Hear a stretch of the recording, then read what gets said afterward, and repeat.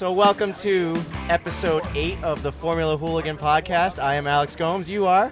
Charlie Hosea. And this time we're doing it live from Kartmania in Canaan, New Hampshire at the Canaan Motor Club. Yeah. Now this Yes. is what? Is this the first one since what? It's been a few years, right? It's been a hot minute. No, we were here this year already. Now, who told me earlier it's been like 4 years? No. Somebody lied to No. me. Yeah, somebody did lie Somebody to you. made this seem way more important than it was. All right, everybody go home. Everybody go home. Yeah, but this is... We've been dreaming of this day of doing a live event. Yeah, And I'm already yeah, this yelling is, into the mic, but it's okay. Dude, it's fine as long as you're on the mic. You've been Yeah. criticized for being off the mic in recent episodes. Yeah, so, I know. I think it's just it's a personal problem. I'm working on it. So I think Yeah. it's appropriate, seeing as we only were on track hours ago, to talk about our karting experiences today. So, Charlie boy, seeing as you are in the Hooligan Light class, how did I you am. go today? Well, I didn't ask questions. I just came and conquered. Okay. Yeah, no, it was. I don't even know what to say because we started out. It was on full wets and it was completely dry. Yeah. Completely dry. Well, no, today was But that's how. Yeah. Well, obviously. today was so screwed up because the weather is so bipolar. It was like it was raining initially. No, it was dry initially, and we were gonna do the full track, and Right. then it started raining, and well, they were like, all right. nah. So you asked me a goddamn question. Let me answer. Okay, go for it. All Yes. right. Yeah. So I started the day on some used MGs that I actually felt quite nice, but the track was dry, so I burned right through them, and there was not much to be had. That was it. I cooked them. So second time out, it was so dry, went out on slicks like everybody else, and it was beautiful. Then comes the afternoon, and I realized, well, I got to get new wets. Nobody has wets. I'm flashing money around, talking to people. Rich back there, I know he's hiding tires. No one would sell me a set of tires. So I don't know who found them. I think Keith went on a hunt, and he found like 4 old purple LeContes. Terrible tire. Horrible. So my Micron was not even working today. I have no idea how much horrible. Oh, man. But Today was rough for I'm you, gonna huh? guess about 4 seconds. Oh, it was terrible. 4 seconds horrible. As terrible as karting and drinking can be. Yeah. Which is about a 9 out of 10. So we're still doing pretty well. Yes. Right. But performances, there was very few and far between. So now I'm stuck to be set on running on these purple LeContes tomorrow. Which So I'm are- hoping that somehow magically the storm at 10 o'clock doesn't come and we can run the slicks. And then you know what? Who knows? All bets are off then, right? Yeah. I mean, I don't see a dry race tomorrow. No. No, I see rain. I see it. Yeah, I just pulled it up. It's rain. It's gonna be. It's It's- 80% rain. Yeah. As long as we don't get flooded, we'll be good. Well, actually, I will be good because I am not staying here tonight. No, you are not. I'm what they call glamping. No, you're not even glamping. No, that's glamping. I'm in a Marriott, dude. It's like a 3-star. It's not glamping. Glamping would be if like you were here sleeping in some kind of like bedazzled sleeping bag or something like Well, that. yeah, I didn't get the invite. You could have asked me. There's room for 2 in your little. Yeah, I like cabin, I like to sleep alone. Oh, Personally. I thought you were gonna say you like to sleep in the nude, and I was like, all right, I'm good. Sometimes. Yeah. So you might not want to be there for that. Also, your cot is not very friendly. You actually lent me one of yours once. Yeah. And yeah. it was last time we were up here. It was terrible. Yep. Not sure that It's, we're already getting derailed here, but Yeah, it's fine. yeah. So anyway, I'm starting at the back of the pack. I don't know. Initially it was like 16th. Now it's 20th. Oh, Jesus. So I can. You know what though? What? I can only get better from here. Yeah. Yeah, you're a good enough driver to just walk through the field. I think Yeah, you can do right. it. I'm gonna be like Jesus. I am gonna walk on water tomorrow. That's what I'm gonna do. Okay. I'm kissing babies all weekend too. Well, Oh wait, what's up? Should we mention the new sponsor for today though? yes, we have Yeah. a new sponsor for today and probably today only, unless we do this again at the track. Which we should. Pioneer Valley Brewery Delicious. is sponsoring us only because their representative Dave Nadeau, who is here racing today, Yep. has provided power and drinks And for us. power for us. So why not mention them on the podcast? And also, we of course have to mention our main podcast. Oh, yeah. Sponsor, the Newport Propane, for continuing to sponsor us through all these wacky episodes that we keep doing. I'm just trying to Yeah. figure out why we're so far apart. Because we decided to have a guest at some point. A guest with a really With a microphone right very there. sunny color chair. Yes. Yes. Hang on. Let me kind of. Who? Yeah. Could be Who's the first guest that wants to be on the Formula Hooligan podcast? Rob, you kind of had just been sitting there for a bit. You want to come on? Hold on. Wait, who's coming on? Rich, come All on right. the podcast. All right. Yeah. Hey, make a hand for Rich Hemingway coming on the He's Formula starring Hooligan podcast. season 4 of Cobra Kai. He is. So, yeah, we don't have a little thingy for you. You're just going to have to hold that. Yeah, you're just going to hold that. Actually, no, watch. You just put your thumb in the bottom, and then it'll just hold itself. All right, What? I'm just What are you joking. talking about? I'm just joking. It's Just meant to be mounted on a. Oh boy, this thing is coming down, huh? Look I at don't it. mind. Oh, You're that fine. looks like it's going to tip over. Yeah, it's like the Titanic. That's right. I at can this hold point. it like this. Can you? Okay. All right, yeah. I feel Yeah, that's fine. very fancy. Yeah. Holding as it. you as you You have should. a nice lean going. You like my chair? That's this chair is very mint. Rob Johnson has a pair of shorts exact same color. True story. Oh, you kind of needed that today. So how did your day go? Because you were obviously running World Formula Light like I was. Yep. Yeah, so my day went fine, except I had a few issues with the brakes. The brake pad was dragging because the axle ended up shifting. Am I a little loud? No. I Nope, banged you're my good. head off this because I'm just. I got you right here if it's any loud. Sweet. You had All issues set. with your brakes last race, didn't you? At the You had yes. told me that when you ran the heavies. Yeah, they were coming on and then they were going off. So it was weird. They'd lock up and then they'd release. Yep. So Mike had to rebuild the master cylinder after the last This all race. happened today?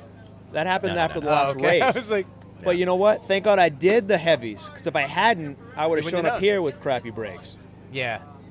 But The last thing you want is crappy brakes. crappy brakes. But you know what? Today was an interesting day, right? We had. All right, we rain. don't care. Next guest. No, I'm just kidding. no. You know what? This microphone is just the right it size. gives you power. I feel like you're better with the mic than I am. I just bang my own head off this thing. It's like. Well, luckily I'm holding it, so if I know. bang it, it's because I fall asleep. Narcolepsy. I don't think any viewers are going to fall asleep during this one. Well, how was Hopefully your not. how was your So I was just saying, it was horrible, but I described it as it's still a 9 out of 10 as far as fun factor. I mean, It is fun to race in the rain, isn't it? Actually, yeah. Yes, So I enjoyed I it agree. most. This is your first time in the Yes, rain. I enjoyed it most when it was a downpour, because you had that sensation of speed and just being blinded in front of you, but you could still Yeah. see out your sides. Yeah. Yeah. But it was actually the last practice and qualifying where I couldn't see anything, because it wasn't really raining and my visor was just kind of fogged up. Yeah, yeah. And it was like death, you know. Did you crack it open a little bit? I opened it all the way. All the way? Yeah, it's a bad idea. I think My there's a God. stone still in my eye. Yeah, that's Don't do that. Actually, it came open. Kids, by do not open your visor all the way in the No. rain. It No, popped do not do open. that. So who was it though? You told me that there's more of a bump right on the back straight now. You've seen. Yeah, where Right, the where the asphalt Yeah, changed. my Correct, yep, visor yep. popped open. I hit that bump so hard, and I didn't. Yeah. I'm not talking about the curb. There's definitely something Oh yeah, going on where there. where the both of them meet. Yeah. Yeah. So a it couple popped years in. ago, Alex and I were out? practicing. Last year, I think. Was it last year? Yeah, yeah. And Alex was behind me, and I hit that, and it threw me sideways, and I felt like I was gonna. Yeah. That happened Flip to me right today. over, yeah. That's what I thought. It can be scary. It can, but it's. Yeah, but nothing bad ever happened.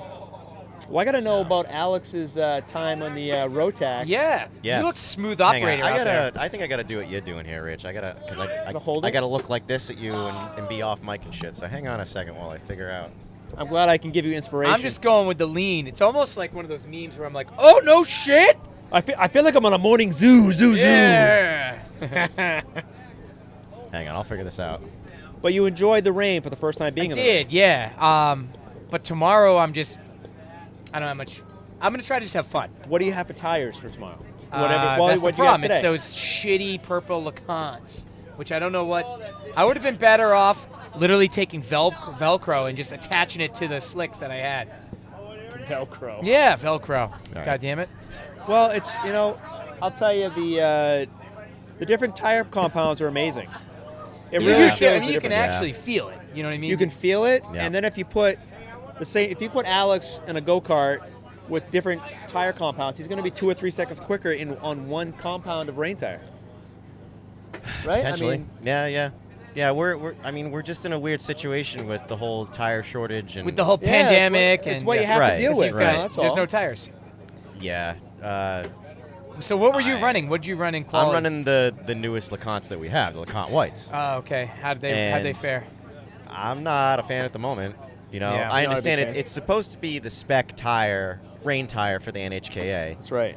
And that would be all good and great, but like I was kind of leading to with the whole shortage of tires and how everybody hasn't had the availability to the LeConte whites, we have to do this thing where, all right, if you have some used other brands, you can use them because we don't have enough of them and all that kind of stuff. Kind of seems like the LeConte whites are the harder tire, though, which isn't think that they great are. in the short run, which is what go-kart races are. That's right. That's right. So, I don't know. I think it's being handled as well as it can be.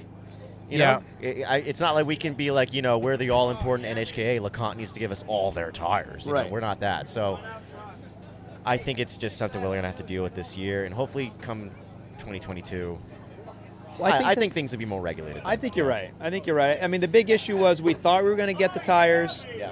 They were shipped, and they just didn't show up when they were supposed to show up. And then, I mean, what are we supposed to do as a club if it starts to rain and we don't have rain tires for people? We can't Right. tell people they have to run slicks. Well, that was the big thing. Everyone go home. right. right. They stayed for this, damn it. We're You taking your can't money, see the you know, you must go home. camera's not wide angle enough. There's about 180 people here. It's not. 180 Well, people all right, right yes. here. Yeah. There's 180 entrants. Right here, yeah. Yeah. Number one fan right here. But You're a silly boy, Charlie. but it's still fun. I mean, racing in the rain is always fun. Yeah, I like Right? racing in the rain. I hate everything else about racing in the rain, the cleanup and all that crap. Yep. Drives me nuts. But, yeah, racing in the rain is fun. It's been, you know, you described your day. I guess I'll go for my day. Yes, let's hear it. Let me guess, you were out in front. No. I only finished No, no, second. no, no. It was tough. Second fastest. It was It's a the tough day, worst. though. I don't know what I'm gonna do. I don't know what to do with my hands. I think I might have to quit. I qualified I'm gonna- fourth today. Oh, my oh God. wow, fourth. Yeah. Wow, that Yeah. is new territory for you, my friend. No, it's, I like it. Make it challenging for him. Yeah. We should chop one of your legs off. no. So that What? way, No, he has to, thanks. He has to No. lean down and hit the brake with, With his his left hand. hand. You know they do have a handbrake though. They do make handbrakes, Yeah. yeah. I'd There was like that team at the 24 Hours of Orlando. That's right. The handicap. Yeah, it was guys. all handicap guys. They had throttle and brake controls on the steering wheel. Fun fact: Brett Repke had a handbrake on one of his old chassis Why is that? for the front brakes. He had front brakes, and it was a handbrake for the front. Wow, that's interesting. Yeah. He liked it. I can't imagine having to deal with that. I'd rather just have all with on Yeah, I would one like pedal. it. Yeah, me too. I think I'd just like it all with one pedal. And then I've seen the front and rear brake setups on like the Masters and the shifters, and it's Yeah. just a little dial to dial front to rear, whatever you want. That's right. Little bias. Yeah. Yeah, I don't think you can like reach for it while racing. No, I don't think you could do that. I mean, you have to really slow down quite a bit to do that. Yeah. Yeah, But yeah. Unfortunately, seniors, you guys can't run front brakes. Only no, you know masters. it's fine. Yeah. You know, go karts are fine with the rear brakes. but Front- you would love front brakes, I though, wouldn't know. you? I've driven a shifter with the front brakes, and it is incredible how short your stopping distances are. It really is something special. I remember. So the first time I drove a shifter Yes, was we went to Josh. that practice day. Yeah, Josh Dennis's Yeah. old shifter, and he let me drive it at that practice day. And I remember just going so deep into corners and shit like that. And then you let me drive your car Yeah. afterwards, which just has the rear brakes. I kept spinning, just spin, Yeah. spin, spin, spin, spin. I can't go so deep with this. I know, and Yeah. I threw it in the gravel, and Yeah. you made me clean it, and Yeah. I'm like, yeah, I know, I should be doing this. He goes, I think you went into the gravel the first lap you brought my All cart right, so up. that's the most mysterious karting incident I've ever had, where we were going full blast down to the bowl, which is like easy Yeah. full blast, Yep. and the rear and front just swapped ends. I don't know why. I just went whoop, and then I went out backwards out of the bowl and into the gravel. I still can't tell you why. No. I have no idea. There was a glitch in the matrix that day. There was, Yeah. because I'm like, I didn't even know there was gravel over there. so we're splitting the Oh, yeah. cart, and Alex takes it out, and I'm waiting for him to come by, no Alex. Yeah. And then you come in and like, I went in the gravel. And you're like, I have no idea how it happened. It didn't happen again that day? Nope. Just that one time? Just the one time. I did keep. It was kind of like a rude introduction to Mike, which was funny. I remember I kept spinning it on the Oh, hard. my Hey! God. Speak of the devil. He's talking just CGI. It's not real. Don't worry. We're okay. What are you talking about? We're talking about when Alex ran you over at the hill course in that practice day, Yeah. Keep bumping my head. and then you pointed him off track. So it was a day where I drove a shifter cart, right?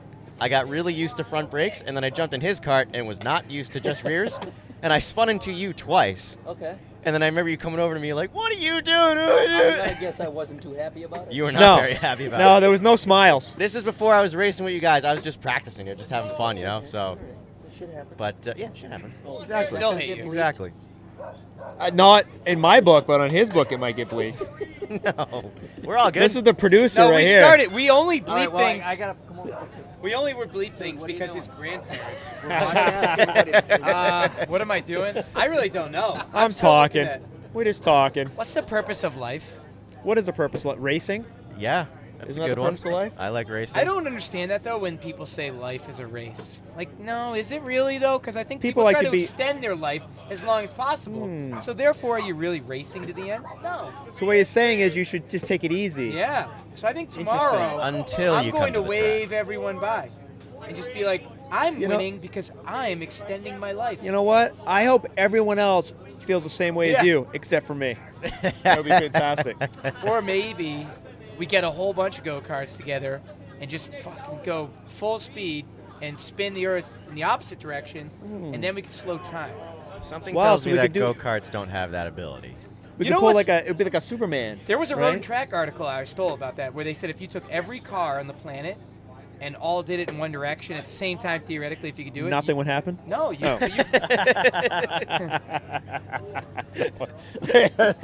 Evidently, Pardon the me. world would stop. Is that what you're gonna say? Yeah, something to that extent. Yeah. That would be very. We should Those try are one that. of those claims that nobody can prove. Yeah, it's just something Yeah. It's some kinda silly. author wrote. Yeah. Yeah. Tesla's working on it right now. Don't worry. Yeah, that will come out as a subscription pretty soon. Yeah. Oh, you know what's funny? I wish I was wearing my hat. So remember, You I was, are wearing a hat. No, not the Oh. one I was talking about. So remember, I was joking you about the Tesla logo, the T, the V, whatever. You Yeah, I remember So what the T I've is been supposed wearing to be. a hat all day that literally people say the same thing to me all the time. Really? It's a Rafa Nadal hat, and his Really? logo Wow. is really a. It's kind of a. It's like the bull horns, but it Really? kind of looks like the Tesla T. Or V. something else. Yeah. So I kind of wish I had it just so I could be like, look at. You need to What a cool get this. car. I need to see this thing. I know. I took it off actually for that reason because it's. You did. It's kind of. I don't feel very. You don't feel sure. comfortable with it? In my own skin, no. No. Jesus I had Christ. to get my Ford racing hat on. I like that hat. Yeah, they're probably gonna sue me. Oh, I got the hiccups. I saw it. I'm sorry, Yep. guys. That's you know what fine. you do if you have the That's hiccups? fine. You just hiccup into your shirt. Hiccup into What? your shirt and I somehow don't- that stops it? You can't really predict a hiccup coming though. It's kind of just oh my That's God, it true. hits you. I know, it just hits you. Yeah, that's Yeah. true. That's what beer will do for you, and all this food. Which, by The the food way, has been delicious. Yeah, we Yeah, should food comment was about the food. delicious. Not only we've been sponsored by Pioneer Valley, but Yeah. I can't even shout So out the names John, of everyone. John that- Teixeira and Marcelo de Campos Yes. Okay, yes. there we Made go. a very and excellent, Hugo and Thank Toby Armandiris. Yeah. Yep. Fantastic. I had one of everything, and that's why I'm paying the price right Yeah, me too. That's now. why Like, I can got feel my stretch stomach's pants. like, Yeah, I don't like that feeling, but Oh, I did by the grab way- another bag of chips. I will say the porta potties have been cleaned. They smell like a swimming pool now. Fantastic. Really? Yes. Yes, they were cleaned. I saw them here as Yep. well. Yep. Nice. Which the is honey great pots. because that one Anyway, over there Honey it looked pots, like yeah. it looked like somebody over there just like walked in, closed the door, and let loose for Oh. some reason. So now now Why? it should be better. I don't know. Why do you I don't do know that? what. I'll tell you something funny. I don't know. At lunchtime, I drove about 10 minutes down the road to find a pristine bathroom. Where did Mid- you go? a house of Somebody's pizza. house? Is that You went to pizza the Cane place? House of Pizza to. There's a house of pizza. There's a house pizza in every Oh, was town. it Enfield? There is, yeah. Enfield, yeah. Yep, so I went there, nice, clean bathroom. I was like, I'm not shitting in a porta potty. Well, you know, there's also a bathroom in that barn over there, right? That you can use. Damn it, was it open? I thought it was It's closed. open. Go on the other side. See? Now you know that now. tomorrow. Oh, dude, I totally forgot about that. That's been open the whole time. It's been open the whole time. You could actually go up and do a little, Didn't they used Sponge to bath. Didn't they used to serve wanted to. food in there too? yes. Yeah, every once Why in a is while. that? Yeah. Because so it, when we came here like a while back, this is before I even ever Yeah. karted many years ago. I remember them serving food and stuff. in there. because they don't serve it, they'd have someone else come in that would sell food, but they just Right. haven't done it, and for whatever reason, nobody wants to sell the food. I don't remember having food in there since the Yeah. track flooded. Papa Z's. Dude, you used to walk sell in the food. whole thing, and it was like you sit. They had tables and Yeah, chairs. there was Yeah, yeah. a couple women that would sell, Yeah, watermelon sandwiches and sandwiches and everything. It was fantastic. Yep. Yep, it's just a GoPro. Don't worry. It does funny. It's funny. I'm gonna rotate myself. Yeah. There we go. Now I Nice. feel like I'm more in the show. So no one Nice. can And see on relax. camera, but we have a really high stakes bags or cornhole tournament Yeah, going there's a on right now. cornhole tournament going Yeah, on. it's, There's a set of what? two Currently, pairs? I hope one of the it's for games money. is 0-0, and the other one is Yeah, 19 you think so? to about I 15. think those bags are filled with cocaine. You Something can tell. tells me that they don't. That- I don't think they understand there's a scoring system. I think everybody's just kind of keeping it Oh, in the their other head. side, yeah, they haven't figured Yeah. out the scoring aspect. No, they're just going with it. I think so. And They're somehow it's still smuggling light it. out. And you know what they did? They put them on the cartwheels under the tires, and they smuggled them in. That's what they did. What? I don't know. I see it in movies. He's talking about the cocaine in the Yeah, if you in want the to cornhole smuggle bags. cocaine, in every movie, they put it behind the wheel, and then they mount the tire. It's like, oh, no one's going to notice. That's obviously the place that you would never look. So I would do it. Yeah. By the way, I love the fact that you don't have headphones on right now. It sounds so amazing. Do you want to No, try it? his microphone is actually really good. Is it a good That's a microphone? good It is. purchase, Dude, Charlie. it sounds yeah. really good. Wait, You- here. Let me just transfer this over so Yeah. Get a yeah, sure. the full experience. Yeah, get the experience for a second, because you'll hear your own voice, and you're going to be like, whoa. You're gonna sound like a radio star. Yeah. Right? He's got a good radio voice. He does. But I never Radio noticed voice. it until he was actually speaking into the microphone. It's, Yeah. it's the microphone. No, Yeah. that microphone's actually really excellent. 'Cause Thanks, you've better been than you've these. been like all over, and it still picks up your It still voice. picks it up? which is And pretty it's cool. not pitchy. Nice. It's not pitchy. It's Can very. I take this home with me? Sorry, what? Can I sleep with it? Not. Oh, you wanna sleep with it? Jesus Christ! That's a little weird. All right, there's the first can- censorship of the show. I know what Can- we can do. Can I, we can give you can I one- heat my house with it? You cannot eat you. you No, be that's Wait, is that a that's part of the commercial. Yeah, that's right. The not- Newport propane commercial. Cue the commercial. This episode of the Formula Hooligan podcast is brought to you by Newport Propane. Wait. Now, Alex, does anyone even use propane anymore? Do you live under a rock, Charles? Well, I know you can grill with it. Uh-huh. But can you cook on the stove with it? Yes. Heat the house with it? Of course. Warm up the pool? Mhm. Fuel my flamethrower so I can melt snow with it? All right, slow down, Charles. Well, what about when the lights go A out? propane generator will do you right. Okay. So who would I talk to if I want propane in my house? Newport Propane, of course. They've been family owned and operated for over 60 years now, so I'd say they know a thing or two about propane installation and delivery. Not to mention, they'll come out and give you a free estimate on any propane systems you're thinking about adding to your home. Sounds good to me. How do I get in touch with them? You can call them at 401-847-6878 or visit them online at newportpropane.com. That's 401-847-6878 or newportpropane.com. Newport Propane, proudly serving the Rhode Island area for over 60 years. Yeah, whatever happened to that? We used to do commercials, remember, Alex? Why aren't we doing that anymore? It's in every episode. There's always Oh, a commercial. really? Yeah. Yeah, we over hear it that. every time. Yeah. It's part- actually a good commercial. This Yeah, sounds really good. Yeah, it does, doesn't it? It's part of the post-production in every episode. Shit, guys, World Formula lights are out. No, I'm just kidding. What? We're doing a night race? Hey, Yeah. dude. No, I drove go-karts at Josh Dennis's house recently around his Oh, little... I saw that. looks That's awesome. worth commenting. Yeah. We You had... had cave mine helmet hat thingies.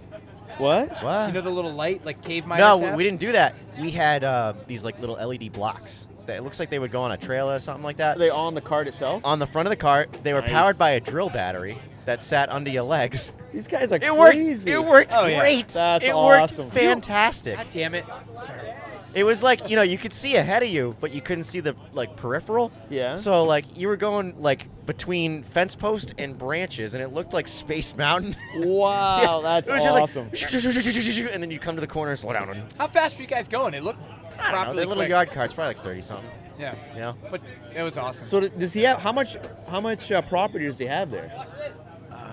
I couldn't really. He's got that giant garage. It's not like he's got. I don't think he's got like acreage. I mean, But does he yeah, have? he's got Does the he giant have? garage, the house, and then it's kind of like there's the road, there's the house, the garage is here, and then there's a backyard, and it kind of just goes around the And he perimeter made of it- all of that. That was so nice. Yeah. Does he have a lot of his neighbors close?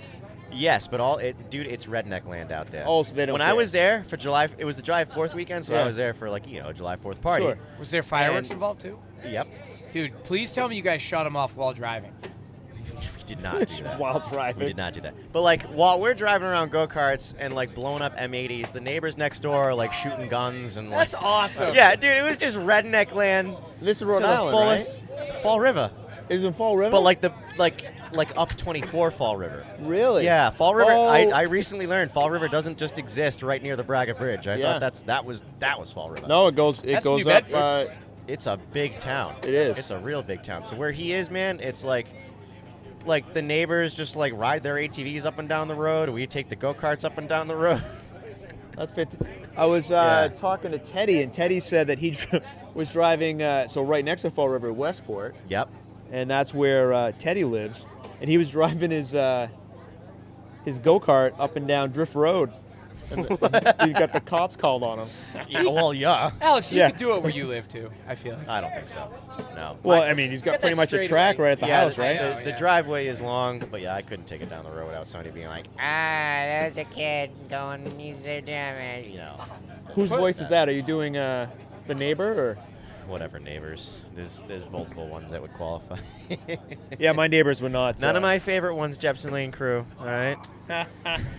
Yep. Say hello to Grandma and Grandpa. Hi, Grandpa. No swearing. And Joe and Amy Gomes. That's right. Hey, that's good. You remember their names? Oh yes. Yep. Can't forget that. I might have to bleep the names just in case they don't agree to have their names on the show. We gotta get a release from Mom and Dad for their names on the show. Yep. Yep. No, eventually. Alex. No one shall know who birthed you. We are in witness protection now. Connection? What? Connection? Isn't it connection? How much have you had to drink? 1.5. Oh my God. Yeah, but if it was this, Oh no, I'm driving back to the. dude, if anyone drank that, I had some of that last time I was here, and it's. it's proper race fuel. It is. It will put hair on your chest, Yes, as the kids or would take say. hair off your chest. One of the two. So, Alex, you got any performances coming up this summer? Any gigs? You've done a few, right? We did one music gig, and then I Can we I have get no him idea. Ben? on for a pod? Yeah. Can we get Ben O'Connor on here for a podcast? Yeah, I mean, he wouldn't really. I mean, be it's able not to. a bar. Well, wait. Which Ben will we get? Are we getting Fall River Ben, or are we getting? No, I want Redneck South Ben. South I Carolina. want Ben. the one depends. with the Depends on twang. how he's I feeling want him that with a day. twang. Do it the twang. We'll Remember when we get went Ben. to that? Ben We Yeah. saw that twang. like the sit-down event. Didn't we get in trouble for like, or Ismar did, or I did? Remember we like stood up. We're like, yeah, rock on. I think it was This you. woman's like, shut up, sit down. Sit down. I paid $50 for this ticket to see my son perform. I was like, whoa, all right. We were getting texts from Alex during the middle of the show. He's on the drums.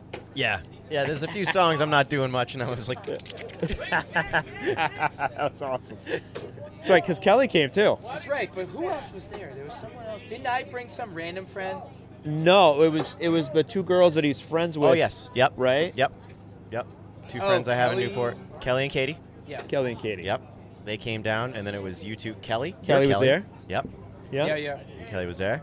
We had a lot of fun. It was That was good like times. 2 years ago, man. Yeah, that was back when things were normal. And they never really Damn. did get normal again. No. Again. I think it was the Ben. What's the name of the band again? Ben what? Ben Ben O'Connor. O'Connor. It's Ben, his name. Ben O'Connor He's real band. modest. Nope, just Ben O'Connor. Just Ben O'Connor. Yes. Sorry, Ben O'Connor. Yep. It was a good time, Yep. and I forget what I was talking about. He's touring with Nickelback. Nickelback. What is Nickelback doing these days? I hope they They stop. refuse to tour at Hope bars. they realize that life is too short to play crappy Nickelback music. No offense, Nickelback, but you're really more like a penny this bag. episode is not sponsored. We by may Nickelback. get a couple. We could probably get a couple Canadian fans. We're close enough to the border. I think Maybe. we could. Dude, All right. all right. Like Oh. I can see the Wait a analytics. What? I have an idea. We need to do a live podcast from Austin. Yeah. We No, should I've do it. actually thought of that, dude. Yeah, we gotta do it. absolutely. Well, how the hell Well, we how- gotta get all this down there? That's true. We're flying down there, huh? I don't know. Maybe we Just can don't borrow bring it. Just don't bring any clothes. Yeah, just don't That's bring all. any clothes. That's Oh, just it. pack Buy our your stuff? clothes Yeah, while we're there. yeah. Wear multiple layers on the Yep. plane, and Yep. then you'll be fine. Well, no, actually, we Undo just, it hold all on, when hold we on. get All we there. gotta do is check in. Actually, can you? No, if you check it in, that's fine. They won't scream bomb if you try to check that on. I don't think good? so. No, especially if it's like going to go under the plane. I don't think they'd have a problem. Yeah, I mean, So let me just roll back. So for the 4th of July episode we did, I wanted fireworks. you wanted fireworks Oh, yeah. on the podcast? Yeah, like I wanted us to do it outside. Just You know, sparklers. you understand that like every episode has been indoors up to this point. you know? Yeah, but I think that needs to change. Oh yeah, it could. Change. I don't think anybody could hear you over the fireworks, though. Yeah. That'd be the That's challenge. fine. It would be even better then. You Who don't cares about our voices? Yeah. Yeah, Nobody they just tunes listen in to the even hear the Just tune in. conversation. Boom, boom, boom. fireworks. So all right, we're doing Austin, and then we'll do Then we'll bring it to Montreal, next Montreal summer. or and then Miami. Yep. Miami. So speaking of Formula One, there's Yes. been some, actually not some, There's been a lot of changes for next year. Well, yes, they just. And there's been some So qualifying. I think what we can talk about at this point, seeing as we're all kind of in the dark with this weekend's activities, we can talk about the last race, Austin 2. Well, I'm sorry, Austria 2. Austria 2, the Styrian? Is that the Styrian? Yeah, What does Styrian that Grand Prix. even mean? Why is it that? I guess that's Why is it the called the state Yeah. in State Austria. in Austria that it's yeah, in, right? that it's in. Is that one of the places that's underwater right now or flooded? I know there was. No. I know Spa. a lot of I heard Germany. Spa was. Yeah, in Germany, a lot of Oh. Germany, a lot of people Nürburgring. died. Yeah. I mean, actually, it's not even a joke. Yeah, it's pretty bad. Yeah. So we can talk about that race, and then I guess we can talk about the new car reveal. But as far as like Yep. Silverstone right now, I'm in the dark. I'm in so- the dark, Yes. but I'm actually I choose that. Do you know how qualifying went before the sprint Nope. qualifying? I'm recording. Let me ask you this question: Gotcha. What do you think about sprint qualifying? You think you're gonna like it? You're not gonna like it? No, I- initially, I'm going to tell you. Initially, I did not like it. Well, initially, you haven't even watched it Yeah, yet. it so hasn't it's- happened No. yet. Still But I'm saying when they initially. first said they were going to do it, I was like, nah, I don't like it. 'Cause Gotcha. I love That was the kind of format. gimmicky. Okay. No, I just think that it's going to be people are going to be cautiously protective of not Not about damaging it. their cars? It's Formula One. I don't know. It seems 'Cause they're in Parc like that's Fermé. what we do.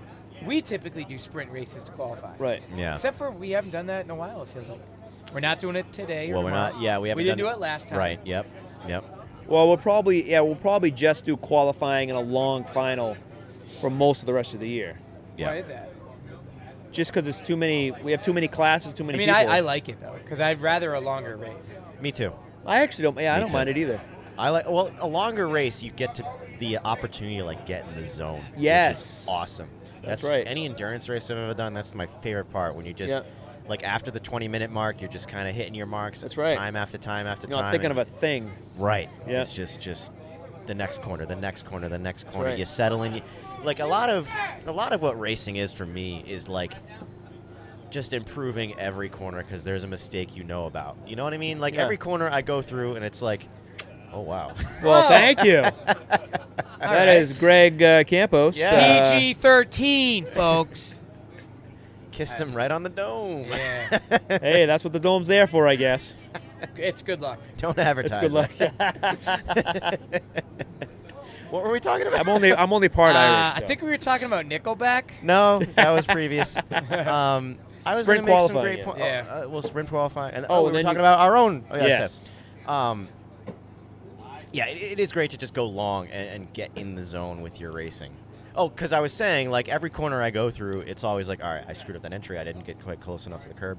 But when you get those long runs, and all of a sudden you can make every corner just, like, exactly like you want it, exactly Then like you see want it. lap times are like within Yeah. a tenth, within a tenth. I mean, I shouldn't say exactly because it's never perfect. No. But, like, the little doubts of, like, I should have been there, I should have been there, those start to diminish. Yes. And it's getting closer to perfect every time you go through. So it's wicked satisfying. It is. The problem I personally have, and I've mentioned it on the podcast before, is, like, we had one practice session today in the dry, and it was awesome. I was It like, was. oh, yeah, these go-karts, it's just awesome. They handle great, especially these road taxes in my brand-new car. I mean, Yep.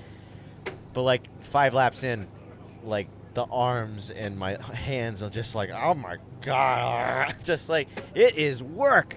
These are the hard. I think these are one of the hardest things to really. Not that I've driven a lot of stuff, but Yeah, they. I mean, even the pros will talk about it. Go karts are hard. yeah, I mean, physically, yeah. Alexander Rossi hates them. He hates them. Danny yeah. Rick Yep. is not good at them. Doesn't like them. Doesn't want to Oh, race them. really? Yeah, he's not. He didn't come up through karting. What did Surprisingly, he come up in? Like rally car? he must have come up through Or, some supercars, single seater or maybe? I don't something. even Yeah, know. but he didn't come up in karting, and yeah, He's not Rossi exactly- hates it. Yeah. Yeah, Absolutely Rossi. hates it. He hates a lot of things though. The He's rage he's monster. a very pessimistic guy. It's Yeah. it's so funny. He's just so. He gets so upset, yet it's so subdued. yeah, it's, dry humor. Dry humor. He's got a lot of that going on. Oh, Yeah, he's a funny guy. he is a funny guy. So you guys think this is Max's year? Because I do. Best chance yet. Yeah, definitely best chance yet. Yep.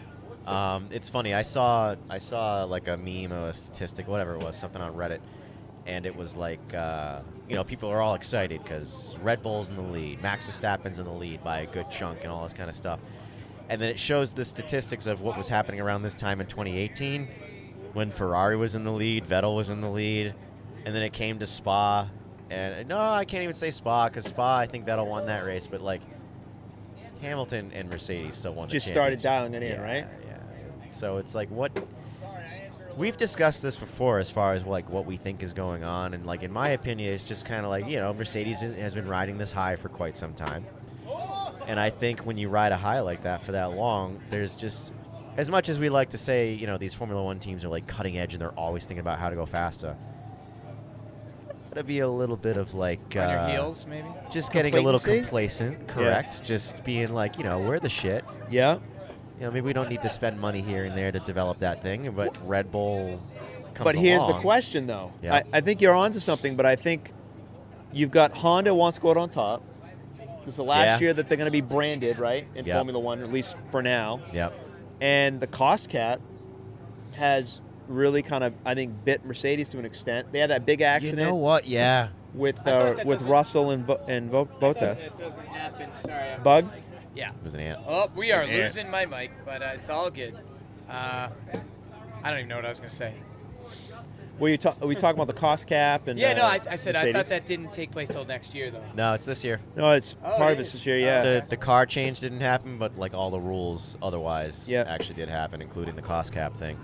So, yeah, you might have something on there, dude. That could be part of it. You know, I'm surprised. You know, Aston Martin kind of surprises me. They've kind of had like an on-off season where it's like some races they're running 15th and some races they're battling for a podium. Right. And they historically, as Force Indy or Racing Point, whatever you want to call them, have always been very good at making a lot out of very Punch little above with their their weight. budget. Exactly So right. You would think they would be enjoying this year quite a bit, and it's not been that way. Well, I mean, it sounds like that the teams with the low rate cars are the Yeah. ones having the trouble. That's Mercedes and Aston Right. Martin. I wonder why it isn't as easy as just like, okay, raise the rear, we're good. I think it's because of the way it's so technical with the aero. I think that's the biggest thing. Gotcha, You gotcha. can't just raise it. And although Mercedes did bring some changes this week. Yep. Remember Ted? What's Ted's last Ted name? Kravitz. Ted Yeah. Kravitz. Kravitz. Ted. Yeah, I'm very interesting. Yeah. There's a lot of people. Every time that red light blinks up there, it means a new person has logs tuned in. and is tuning in. Actually, they're waiting for the trap door. There's sharks in here. Yeah, wait for me to fall through. Yep. Talking to the mic, Charlie boy. Well, my mic is actually kind of I like... Charlie know, you- talking you to the got mic. some, my mic is doing an exit stage left here. All right, we got Rob Johnson, the technician, coming in. I think the table's Come on, bending. he's, Something's flexing We over got our there. roadie Rob Johnson here working Yeah. on the mic. Go ahead, fluff me up. Come on. Sorry. Oh, Charlie. I swear to God, like every third sentence you say can be quotable. Can be bleeped. Well, I Or- mean, or bleeps. it's holding. I think. Wait, what is you guys bending? talked about this. Is it bleep or Hold on. beeped? Are you I being say, bleeped? I say bleep. I can't I tell say if bleep that's too, like, but Yeah. the It's sound table? is a beep. Am I good? Okay, thank you. Are you Right. beeping the person or are you bleeping the person? I say Yeah, Are they bleep. interchangeable? This is Hey, a, it's this Alex's is a very table. Who weird cares? argument. It is. I don't know who's right, and I don't even know what I'm arguing. I don't know what you're arguing either. It's something. Let's go back to race cars. Yeah, we've got. We're gonna have a separate conversation now. We're gonna do 2 podcasts. Give me that mic. Rob, do you have anything to say on this podcast? You sure? Okay. You've been hanging out watching the whole time? This mic is flexible. It's for anybody who wants to come up and talk. I'm just hogging it right now. Yeah. Yeah. Where's sure? I heard that Josh wants to come Oh, really? Josh, you Josh want to come Bezio on the wanna come over and- podcast? No? What's the name of your new, Josh? What's the name of your new restaurant you got going on? Your new bar? Yeah, it's a great opportunity. Yeah, you have a great opportunity to plug We have our.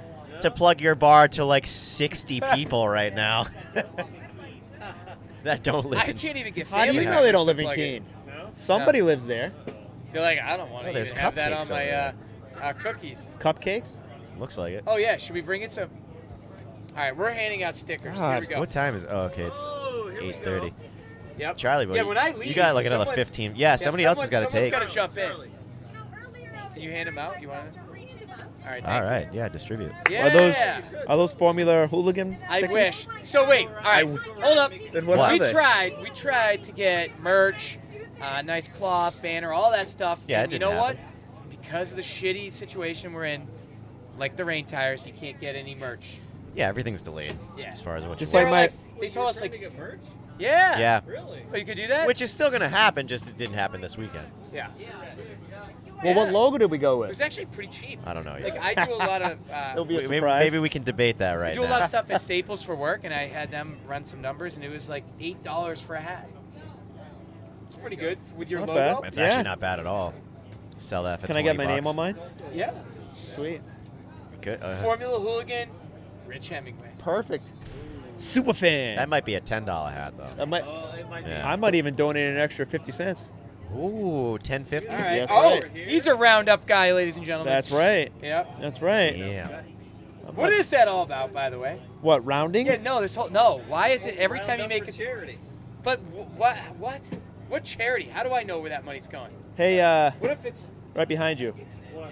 Oh, boy. Oh. Red, white, blue cupcakes. I'm a little limited in my reach at the moment, but Yeah, you have to come around and be on the video. How Yeah. What's this? I can't hear you. How Oh, beautiful. Edward's birthday. When was his Oh, birthday? there- Oh, tomorrow. Thank you. Mine was yesterday. Yeah. Thank I you. will take one of these. Thank you very Dude, much. you need to sit in this chair. Your shirt matches. Oh, jeez. What's up? And you can get your 29? lime green shorts you were Thank wearing you. yesterday. I appreciate I'm it. like kind of young for one more year. Thank you. trying to lose a few Yeah. pounds for tomorrow's race. Yeah. I'm gonna be in the sauna later. What? Yeah, shedding those pounds, you know.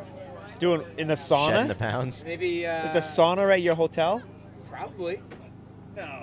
Where are you staying? No. I don't know. Marriott. Yes. Greg will come on to your podcast. Really? All right. Oh. No way. All right, Greg. If you want to take the, I mean, Well, I will take my leash. yeah. Your lead. I think that's the right way to use that word. If you just, Here you go, Greg. Come take this microphone. Yes, come sit down. Thank you very much, Rich Hemingway, for Thank being you for on the having me show. on your Yeah. podcast. Yeah. Sorry for the awkward. Yeah, you just got to hold it. Yeah, sit down with it here. Oh, look, Rich left me a cupcake. He took it away. Oh. He took away my cupcake. That's no problem. How you doing today, Greg? I'm just fine. Am I just supposed to hold this like Just this? hold it just like that. Just like yeah. that? Sound better than nope, me. you sound. You trust me, but you sound great. Dude, I that sound mic good. sounds do. amazing. It does, Yeah. doesn't We it? just Though picked it's the mic. Yeah.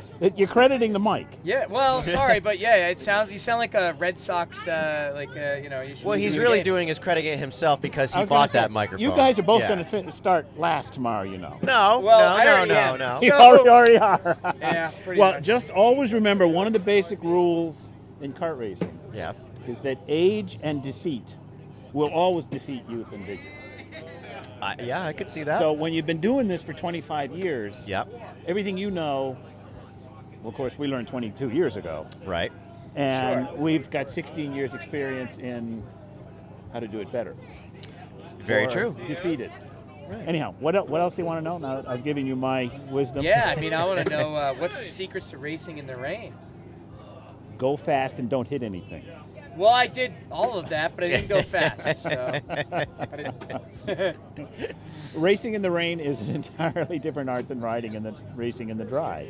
Yeah. Yeah, I feel like it's absolutely. more reactive, and you just don't have control because every turn is different, Yeah. every lap is different. And Grip varies all the Yeah. time. Yeah. Grip. well, changes there's the lap to big lap. variable also is the visibility. Yeah, Yeah. well, I couldn't see anything. Yep. I stepped out on one of the practices. 'cause I You literally should, couldn't you see. should hear what he did. He opened his opened my visor visor. fully while driving Yeah. home. You were one of those guys. Yeah, it didn't One work out. of those guys. I get the report over the radio. So and so's out there with his visor open. Well, Yeah. maybe his helmet will fill with water. I mean, it wasn't as bad as I thought it would be. Going What's full raining speed. that hard? Yeah, but Wait it was, until tomorrow. At least I could see. Well, keep in mind, it's like the sled dog. The one who's in first can see. Everybody else True. Right. is looking Well, at. Right. Yeah. I think Yep. at that point I was in last. So, Greg, seeing as you do get all the radio calls, how did we do today generally? Bunch of hooligans, Well- or were we well behaved? Basically, everybody was well behaved. Okay. To be honest, Okay, I could all see right. everybody was trying hard to cooperate. The big problem was that you couldn't get your lug nuts tight, and all the wheels I kept heard falling that. off. I actually Oh, heard is that about what was that. going on? I did see him like bouncing down the track. Eight carts in a row lost their What? tires. Now, All right. Oh my goodness. we of course understand with all the changes back and forth and on and off, and many of the rain tire hubs are a little bit different. Right. You think they're seated, and you think they're nice and tight, and as soon as you move out, they work loose, and the nuts come. So we understand all that. Sure. On the other hand, we can't have you going out there with all your tires falling off. No, Somebody's no, going to get hurt. Yeah, we have a lot of fans out there. God forbid if a wheel ever struck somebody, right? Yeah, I mean that's true. Right, hundreds Yeah, of them. you're creating a Surrounding projectile. the track all over the place. Yep. But We're gonna aside have to from that, start zip tying them to the Yeah. knuckle. We'll have to get wheel tethers like they do Yeah. in you go. IndyCar F1 and Right. There you go. Well, if it was the whole wheel assembly, a wheel tether would help. But there was no big Right. issues. I didn't see any big wrecks. That was nice. No, we No. didn't have No. a single Thankfully. red flag all day. Right. The ambulance guys, had to poke them to keep them awake every now and again. Yep. There was also a session where I couldn't see, and I pulled off because I thought it was the checkered flag. I thought. Oh, really? Yeah, I just I kinda didn't even pulled notice that fast. one. I was like, oh, I guess we're done. And I was like, wait, no, They're still going. they're still going. I'm like, shit. Well, that happens all But the I, time. I didn't even bother to ask. Can I please just come back out? Oh, you'd already come into the pit? Oh, you're yeah. done. Then you're done. Yeah, Yeah. I knew that much. Sometimes if you make nice, I let you go back, take out again. But Yeah. Well, the practices seem a little longer than I thought they were. It's like, what were they? 12 minutes? they were 12 initially. Then we cut it back to 10. I know there were some folks. Excuse me. Some folks that wanted to go all the way back to 7 or 8 because they felt. Well, Are you eating an apple? if you could come in, Cake. Sorry. it's full of riboflavin. It's good for him. It looked like an apple core. I was like, He can go home and tell his mother he hate his. What the hell is that? It's cake. I was going to say that's not an apple. That's No, it's not. That's a corn cake. Regardless. let me get my specs. Anyhow, if we had been allowing people to come into the pits during practice, of course, make an adjustment and go back out, the 12-minute session Yeah. really fits. If once you're off the track, you're out, perhaps we should have been doing 7-minute sessions and done 3 sets. So you'd have a chance to come in, make a change, and then go out and test. Yeah. I see. You can argue it a lot of different ways. Yep. I felt like it was tough though. Anyway, though the problem is with the 7-minute practices is that the tires don't get up to temp. Tires Especially don't in get the up. rain. And also you spend too much of the time at the start of the practice when you're still in the pack.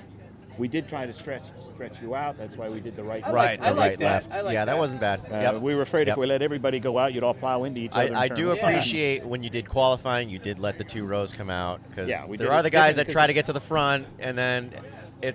I was thinking like, oh, is he gonna do that? And then it's just like a gamble of like, all right, which line goes first? Yeah, well, I mixed it up. Okay. Sometimes it was right, sometimes it was left. Sure. Yep. It was not Yep. always the same. Right. But we did during qualifying when the groups got smaller, we'd let them out just as if it was a race. Yep. Yep.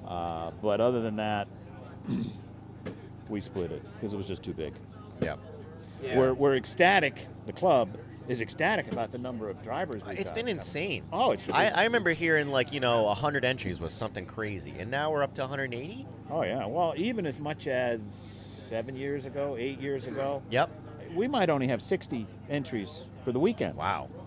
Now, My we goodness. ran things on a much more informal basis. Sure. The Friday night gatherings were much smaller. We could do things during the day that we simply can't do now. Right. Yep. Because there's 180 people out there. We want to try and get you on the track as much as we can. You guys are spending God knows what Yep. to get out there. You want to be on the track, not in the Right. pit. Right. So we try and so it's this constant balance as to do you want to be a pain in the ass, or do you want to try and enforce a consistent set of rules that applies to everybody? I don't care who you are. Right, I don't care right, if you've right. got 50 years experience or you're the first guy at the track. Right. Oh, your mic dying again? Where's it's your table, dude. It's your table. I don't know. I think my end is working pretty good. Yeah, I don't know. You gotta I get Rob, the blame Rob. technician, over there. I'm Yes? just gonna hold it. Oh, really? Uh-oh.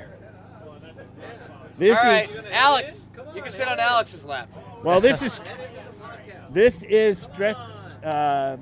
Streptobonius. What's your name, Trent Firebird? Hayden.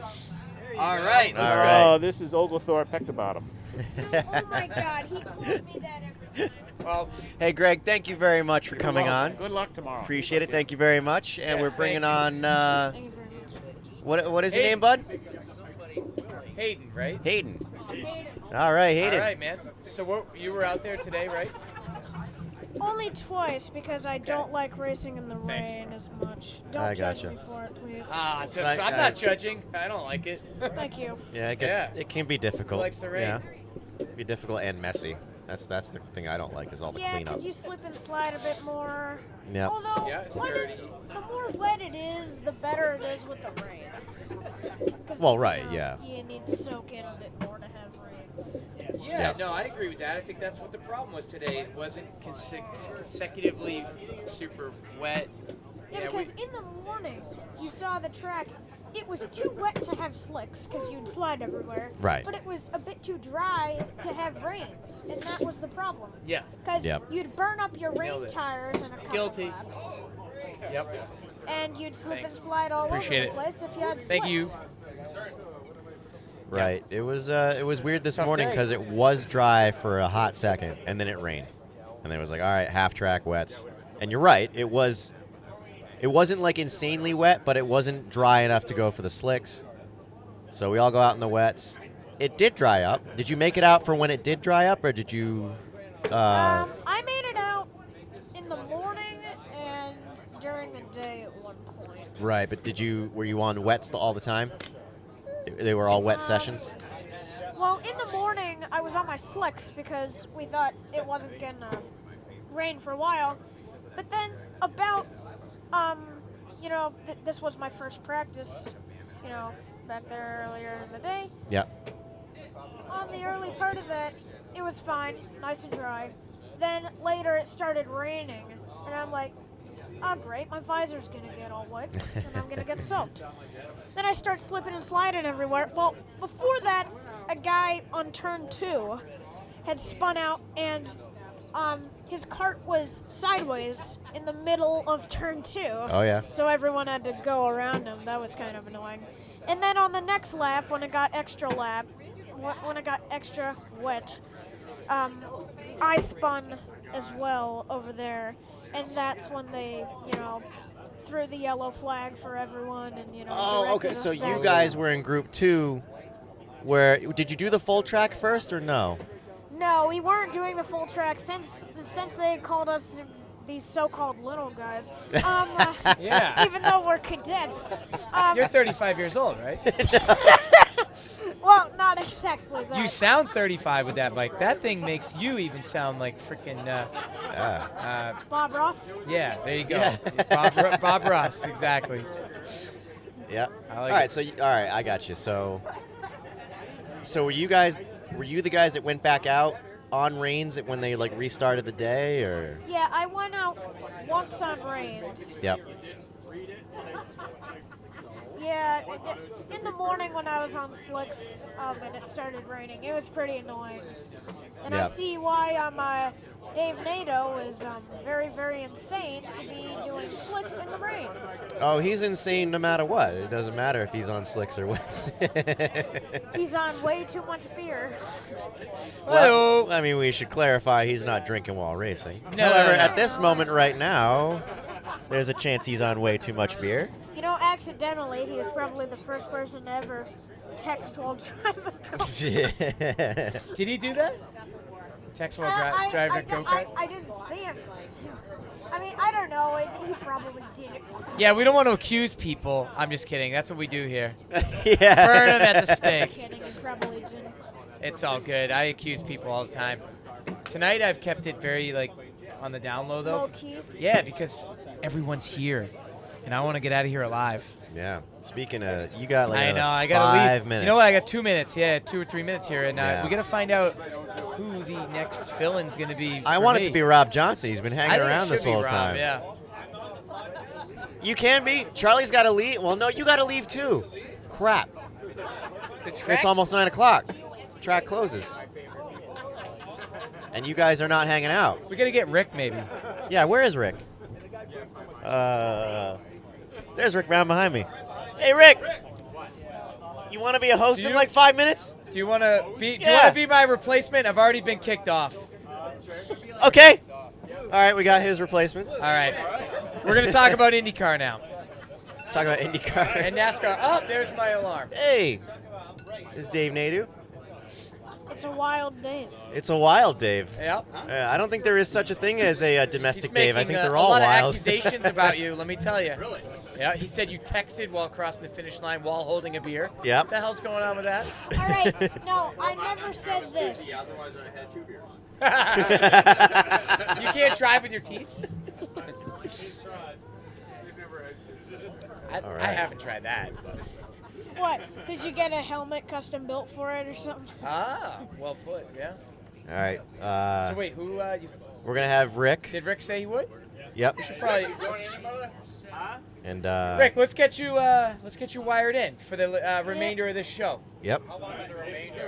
Whatever. I mean, whatever you want, It'll maybe go for however long the 15. thing. Hey, Hayden, thank you very much for coming on. Let's give Hayden a round of applause. Good luck tomorrow, sir. Yeah, and Rick, you want to come take the middle microphone? Yeah, you can just put it on the table or hand it to him. Yep. There you go. Thank you, sir. Thank you. All right. What's up, Rick? Hey, this is Rick's 3rd appearance. I think I have the record for most appearances You on do. the World Formula. You do. If Kieran Hooligan didn't live in California, he could battle for it, but he's a bit far away. There you go. If you want to take Charlie's spot when he has to leave in like 5 minutes, you're very much. Yeah. All right, cool. You get to wear the headset and everything. Look at that. Here, while you're here, I'll buckle you in. Come here. Oh, there you go. All right. Let me get Charlie Hosea a hand for being on the podcast. Hey, Charlie who? All right. This sucks because we can't have live Formula One versus IndyCar conversations now. Why not? I mean, yes, we can. You and I can. We can. Yes, we still very much. But I feel like I've brought you over to the dark side a little bit. A little bit. A little A bit. little bit. All right. Just yeah, I know you got. If you want to move your chair so you're at a better angle here. I'll get there. Yeah. So I do have an assignment for Charlie, though. Oh boy, an assignment. Homework? You got to go Yeah. home and watch some YouTube, though. And By watch, tomorrow. Watch. By tomorrow. All right, I'll throw it on. You got to watch Simon Pagino and just see the relationship to Jean Girard, like we talked about. Like, 'cause Ricky Bobby. he's the man. Oh, okay. I mean, it was Sasha Okay. Baron, yeah. Sacha Baron Cohen. All right, I will. Do you have All right, do you know cheers, this guys. situation? Thank you. No, not really. So, do you know who Simon Pagino is for IndyCar driver? Yeah. If you want to hold that just a teeny bit closer. Yeah. Jean Girard. Yeah. Yep. They're like twins. They're identical. What? Yeah, I mean, dude, take a look sometime. They talk the same. They look the same. For some reason, that character has to be based on him somehow. Okay. I'll have to look into it a bit more It's amazing. to get that. Dave, Hey. how you doing today? I'm doing great. Excellent. Doing great. Excellent. Great to have you on the podcast. Great to have you guys as substitute hosts for the moment. It does right. suck that the track does close at 9 and Charlie can't stick around, but Yeah. not some bad replacements at the moment. The gates really don't lock at 9. I don't know. We were out there trying to leave at like 9:10, and Lee's out there closing the gates. I Well, you walked know. my dog this morning at 5 a.m. and just. Oh. Well, that's out there now. All right. All right. Yeah. Oops. How did you guys do today? Oh. I know your day wasn't. It wasn't that bad. Stellar. Hey, Yeah. I hate the rain, but It's a combination of constantly adjusting the cart all day long, working with rain, working dry. And Yeah. I think we pretty much everybody had to deal with the same situations. We were running all over the place trying to figure out what we were doing. I think I changed my tires on my cart like 9 times. Yeah, today. it felt like that for And me too, dude. Gearing, tires, everything. But all in all, not a bad day. Okay. Ran. I think. Let's see. I Yeah, we're. qualified P2 in the 206. Oh. All right. Modified P12 in World Formula, but it's funny because in the dry, when I put the dry tires on, Yeah. I was the fastest thing out there on the dries. Yeah. I really didn't make any modifications for the rains, and that's probably my bad for what I did, but. It's a Le Mans start tomorrow, so I wasn't really worried about where I keep started. forgetting that. Yeah, so it's not qualifying is big, but it's not that big when you're doing a Le Mans start. It's true. Yeah, so I think Yeah. I'm pretty comfortable where I'm at. I think we'll see where we're going to end up, and make some changes tomorrow for gearing and everything because Yep. Rick and I went out in qualifying. Neither one of us got a good lap. We were in traffic the whole time, Yep. and I think, as Rick will attest, he was running a different gear than I was. He was all over me in certain sections, and I'd be all over him in the other section trying to figure out. We're just too far apart to make Yep. anything work. So, Yeah. how'd you do? I did okay. I am doing the LeContes, Yep. and there are debatably, well, not so debatably, softer, better tires that Yep. are running out there today. Fourth. Not bad. That's where I qualified. Hey, That's pretty solid. that's yeah, a good it's run. pretty solid, even considering that, with Tag Senior, we do have the different engines that can run within the class. Yep. Right. So it's, all right, I don't know if either of you guys know, but I've heard so many different things about the Rotax versus X30 thing anyway. Yep. Where one guy will tell you that, hey, Rotax, they got the high RPMs and 30 horsepower. They're going to be wicked down the straights. And then there's other people who tell you, oh, the Rotax is way better out of corners, but it's really got nothing at the top end. And I've heard this exact same arguments for X30. Yep. What have you guys heard? So, I will tell you, I ran Rotax for a little bit, for a couple seasons. Okay. I ran Rotax. The X30 just seems to have more overall horsepower. So, I don't know. It's hard to compare. Like, I watched Tom Prioli run. Sure. Tom's running an X30. Ricardo runs the X30 or the Rotax, depending on what day it is, it seems. Yeah. And he's bad fast no matter what he's running. So I guess it depends on track setup. There's a lot of variations that come into play with that. Yeah. The X30 for the overall top speed seems to be just a tick better. Okay. All right. Overall, end of the day, the Right. X30 seems to have a little bit more on the table. Yep. And that's what I've heard from other Rotax drivers. And I don't know that it's Well, what do necessarily. the IAMI guys say? Right, exactly. Well, exactly. Yeah, the Yami guys. It's the old debate. It's the same debate that they had in NASCAR for years when they were running two different tire compounds. When they Hoosier were and running the Goodyear. Hoosiers and the Goodyears. Yep. The Hoosiers are great, and if you're running Goodyears, you're at a deficit. Right. And then the guys with the Hoosiers are going to say the same thing. They're going to say, Right, the guys with Goodyears have an advantage. I don't know that it's really an advantage either way, to be honest with you. I think I've never run an X30, so I don't have any real good comparisons to tell you personally. Watching it on track, I think the X30 overall just seems to have, from what I've seen, the lap times overall seem to be just a tick better. Gotcha. And whether that's short, quick speed or overall top speed, I don't know what the advantage is or where it's at. Okay. You're driving the Rotax. Rotax, yep. You're probably gauging yourself off a couple people in the class. Yeah. So Yeah. how do you feel? I really can't tell you yet because I'm still learning a lot. It's not even just the differences in motors. It's the gearing. It's figuring out the finesses of a two-stroke motor because there's a lot that's weird about them. Yeah. Like when I did 4 or 5 years of World Formula, and all you need to know about World Formula is that there's 14 horsepower, and when you hit the throttle, it goes. in a Kind of. Most of the time. Yeah. In a two-stroke, well, with the Rotaxes anyway, like I figured out early on, like low-speed corner is kind of below where the power valve opens and kind of in that power band area. Full throttle is not your friend. No. You want to be half.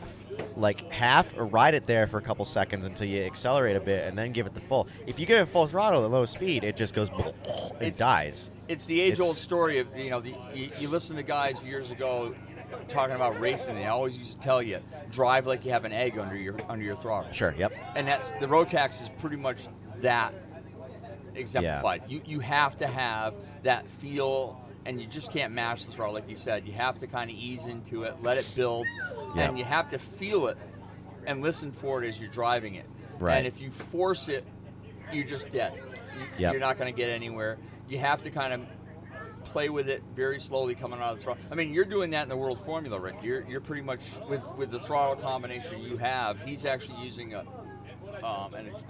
what do they call I it? have a lever for throttle setup so that Right. I have twice as much pedal pretty much as everyone else. Oh, that's what that does. Yeah. On the So top it of your motor increases there. how much Gotcha. throttle Yeah, so I have essentially. So I don't. Yep. I can mash it, and it's probably the same as if he mashes it at half the speed, you know? Right. So Yeah. So he has the ability to his foot movement is. I can modulate the throttle. He has a much better control of overall what the throttle is doing throughout the power, whereas most of us. This course is kind of weird because this course you're either full throttle or you're not. You're pretty much on or off. It's almost like a toggle switch here with the World Formulas. Yep. With the Rotax, it's a much different game. When I ran shifter here, it was kind of the same thing. You kind of had to, especially with the short course, you have to kind of just play with it and let it pick up and get power, and kind of just listen for it and stay where the engine RPMs and where you're not feeding it too much fuel. Yeah. Not getting it, not just flooding it out, because that's basically what you're doing with the Right, yeah, with the Rotax. That's exactly what it feels like. It just feels like you give it the full beans, and it's like, nah, I'm all set. yeah. I can't swallow this fast. Exactly. And that's pretty much what it comes down to. Right. Well, right. is it a similar situation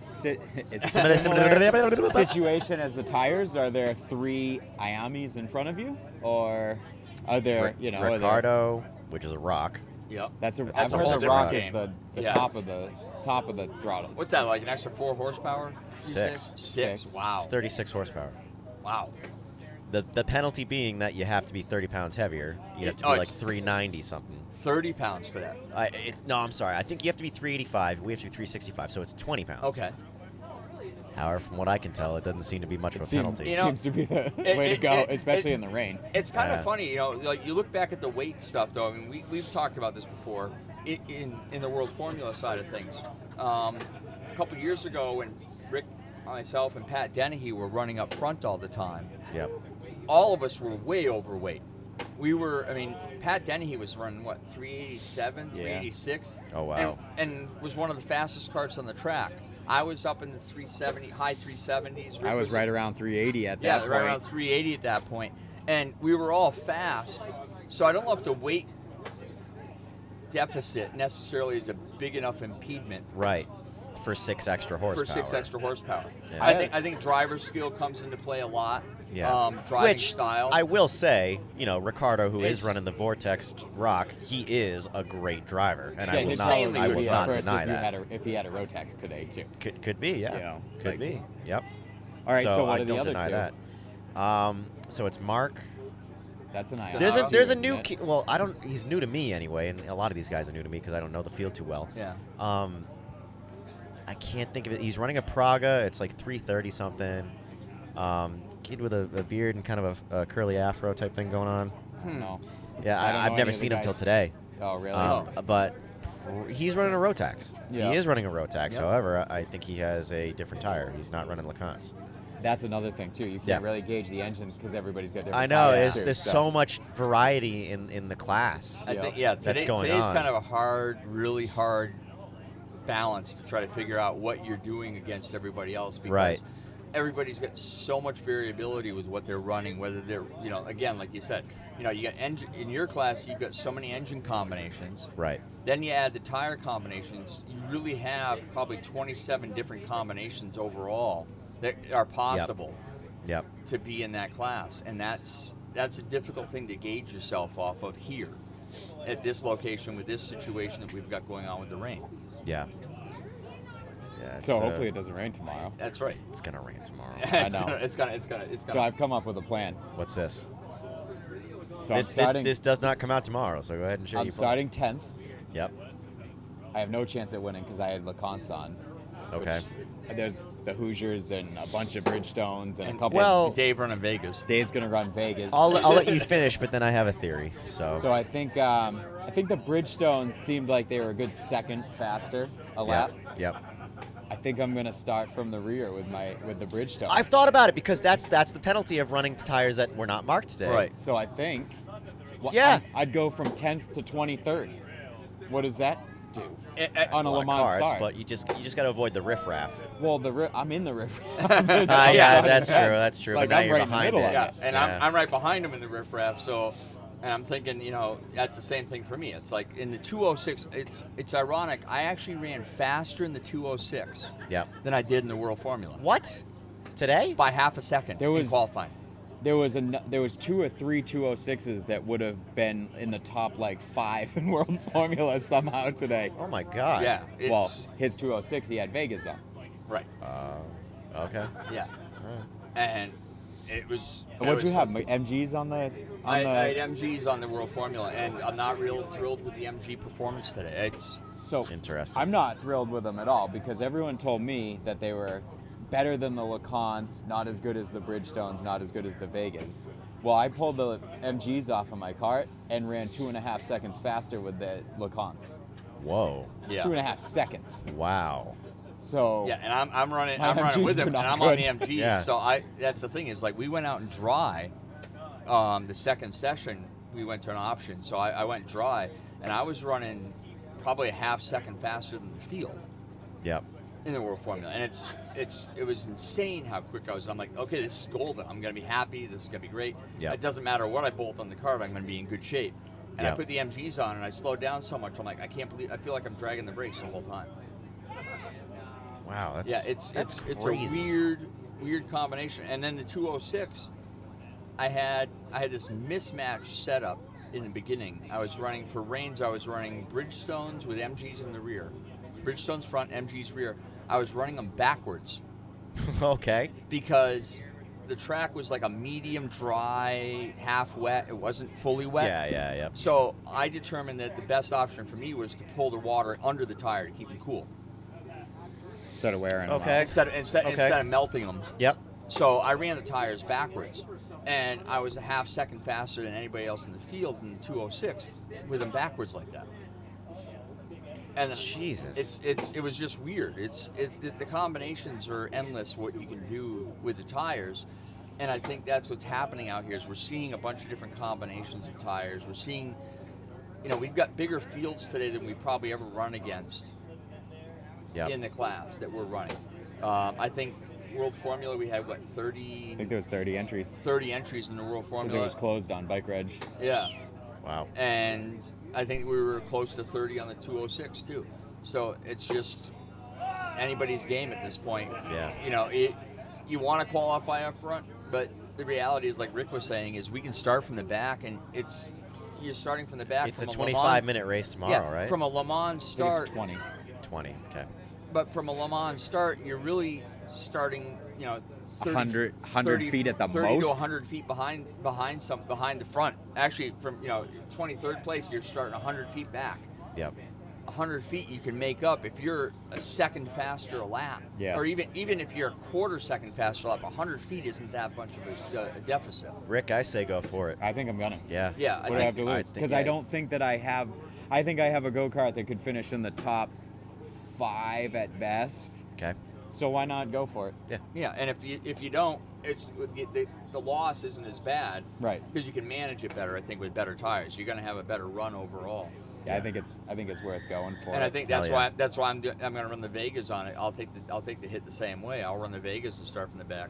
Yeah. Because why wouldn't I? Yeah. If they're that much faster on the 206.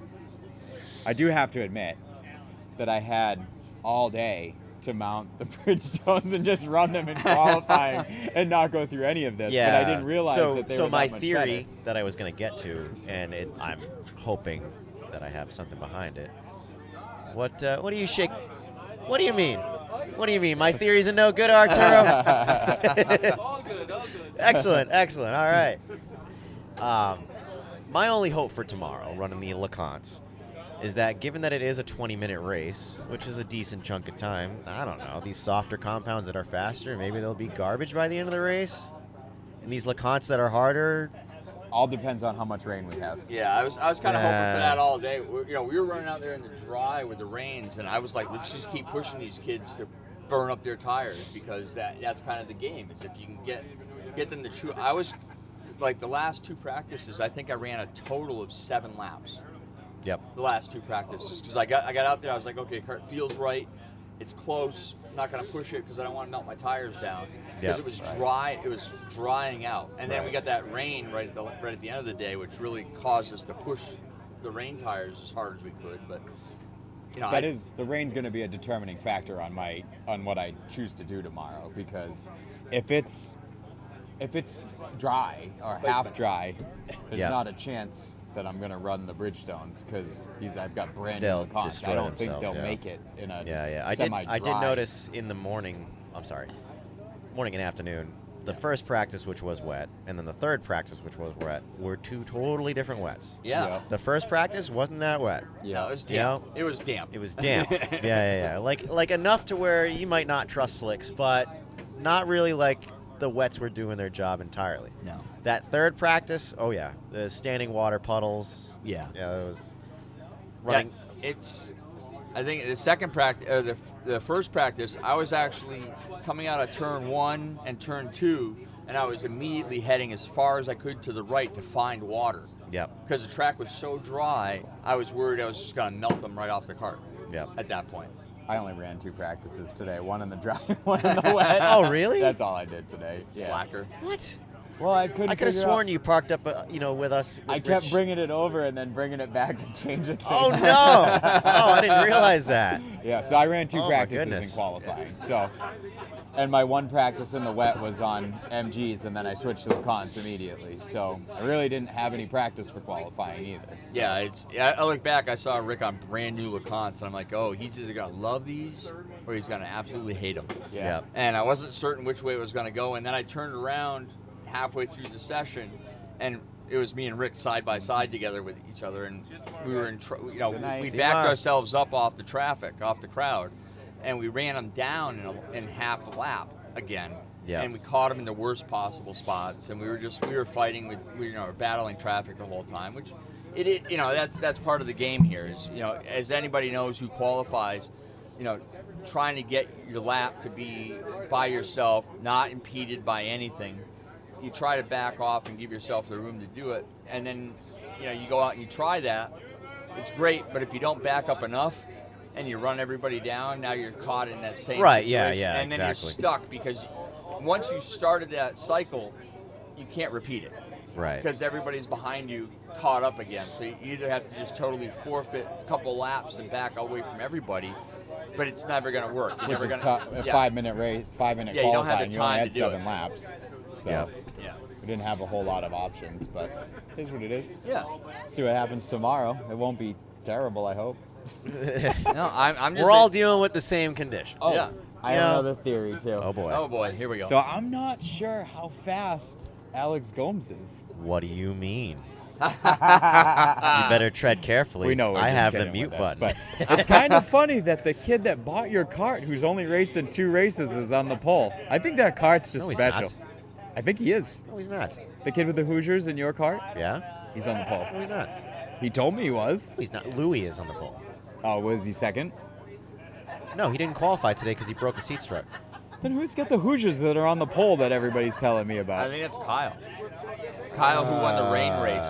Oh. The other rain Yeah, race. there's Kyle. I don't know Sorry, if he's on so I apparently Hoosiers. have no Sorry, idea what's Kyle. going on. Yeah. All right, so Alex Gomes is still fast. Thank Yeah. you. I appreciate it, brother. As a matter of fact, I'm gonna try to see how fast I am. I gotta take a piss so bad. Do you guys think you can continue a conversation for a bit? I think we can probably handle this. All right, I'll be right back. We You can guys take the definitely show. talk All right, Alex Gomes. hey, Alex. Right in there. All right, cool. I'll make this. Wow, when you're a big shot producer and cool. show Yeah, host, you basically. get to use the bathroom in the camper. Yeah, you get the direction. Look at that. So what's the plan for tomorrow? Are we gonna actually do something here? Or are we gonna just try to ride around and see what happens? I don't think that was my wife. It might have been. It's a track wife. Track wife. So I think that we should put on tires and run from the back. I think that's probably not a bad idea. I think we should see how we can do. I think that's a good idea. I think we can probably manage. Like I said, the LeConte start. It's one of the things I went to Mike with, and I said, are we definitely running LeConte start? He said, yep. Le Mans start. He said, yeah, we're running Le Mans start. So I think, given that, it changed my attitude about qualifying to some degree. Because it doesn't matter as much. It doesn't. I mean, the points for qualifying matter. Oh, I forgot about that. Thank you for that one. We both took a hit on that one today. Oops. Yeah. What do they count at? I We think get at half points. I think we're supposed to get half points for qualifying. So what do I today. get? 40? Half of that. 20? Yeah. What's Ryan get? So he was Where was Ryan? 6. So 6 normally is probably about 60 points, so he gets like 30. And I get 20. Yeah, I think Ooh. that's so. It's not terrible, but it's still That hurts. It hurts, yeah. Andy's 6, and I'm probably gonna start last. Or Well, almost last. Well, there's that. Last-ish. Yeah. And it's kind of the thought. I'm looking at the 206 side of things. For me, because I'm running both, but the 206, I qualified second, so it's a good day for me. Mm-hmm. But I don't know how that's going to shake out. I'm just hoping that things come together during the race. I think during the race I'll be okay. Qualifying in traffic, dealing with everybody that's out on the track, we got a lot going on. I was able to pass a lot of carts. Yeah. But I wasn't able to get a good, solid, clean shot at a lap. I never got that. Greg, as well, who qualified on the pole, didn't get a great, clean lap either, by his own admission. Right. So I think between the two of us fighting for a good, clean lap, nice product placement, Alex. We like that. Yep. Pioneer Valley Brewery, Golden Valley Ale. Another great sponsor for the product. That's what's in this cup too. There you go. Absolutely. So I think overall, I think tomorrow's going to be a whole new adventure for tomorrow. I don't think today was great. We practiced, we figured out what our carts can do and what we want to do. But I think tomorrow is really the telltale of how we're going to figure out what we do to race. We all race different than we qualify. Yeah, I definitely race better than I qualify. Yeah. Well, most of the time. Last race didn't go so well either. Charlie beat me. Ugh. Charlie, yeah. Did you not enjoy the last episode as much like you said you weren't gonna? I actually did enjoy the episode. I enjoyed the episode too. I actually, good, very good. I will give Charlie credit that some of my mistake was forced by him. Oh. Yeah, well, he was giving me good runs. He was pressuring me. In a good way. And in a good way, yeah. No, he was doing really well, and he.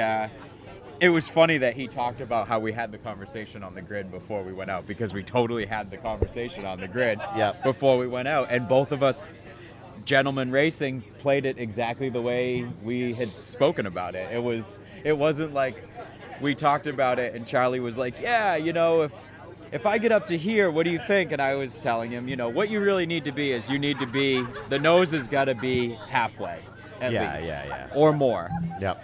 And it's not like we talked about that and then he got to my rear tire with his nose going and just sent it. So he backed off a couple times when he got up there, and then he pressured me good, and I tried to outbrake him and ended up backwards. Oops. Yeah. It's so funny when I mentioned in the last episode, when I was watching that race and I did see him eventually get to third, it all happened away from the spectator area. Right. Yeah. So when he got to third, I was like ecstatic, but I was also thinking like, I hope he didn't pull some like rookie bullshit and like dump everybody to get up to third. What would have been funny is if I just flamed it all on him and said he punted me or something, and everyone would have believed me. I'm sure Mike never saw it. You could just go up to him. Yep. That would have been hilarious. Yeah. But that's the joy of this club too. It's like we all work together and we all try to help each other out. No, this club rocks. So Kieran, who Rick is familiar with, I got a buddy out in California. Okay. Right. He races outlaw carts. Yep. And from what he describes out there, it seems very cutthroat and very competitive to where the other guys really aren't your friends so much. Yeah. You might have like a team of 3 or 4 carts and those guys are your buddies. Doesn't really seem to carry through. Like I was talking to him on the phone one time and he's asking me like, when you camp at the track, where do you sleep? And I was like, I sleep in the trailer. A cart goes outside under the tent. He's like, you leave your cart out for other people to see? Like nobody goes up and touches your things? I'm like, no. And that was like a legitimate concern of his. Wow. Yeah. Because that might actually happen out where he races. Like Rick and I will tell each other what we're running. Yeah. Yeah, I know. Exactly. Literally, I would tell you if you came over to me and said, "Well, Dave, what gear are you running?" I'm not. Yeah. There's no Go look at my car. mysteries. Take whatever you want. I told Charlie that. I remember. What you talking about? What are we talking about? How great Mike joined in. Yeah, Mike, you want to jump in? What you talking about? I am talking about how awesome the NHKA is and how great that me and Dave are. And Alex is pretty good too. Well, you just keep talking about that. I qualified 10th today. That's pretty awesome. Oh, there's the other bleep. Yep, there we go. That's our illustrious leader. Yep.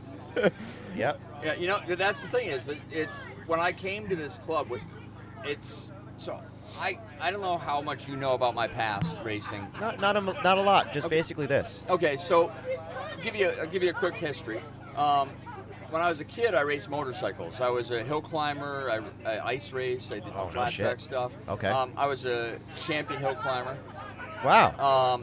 And then Well, describe hill climbing so motorcycle hill climbing is essentially you're at the base of, depending on the hill. There's a few different variations of hills. Yeah. Local hill for me was Greenfield, Mass.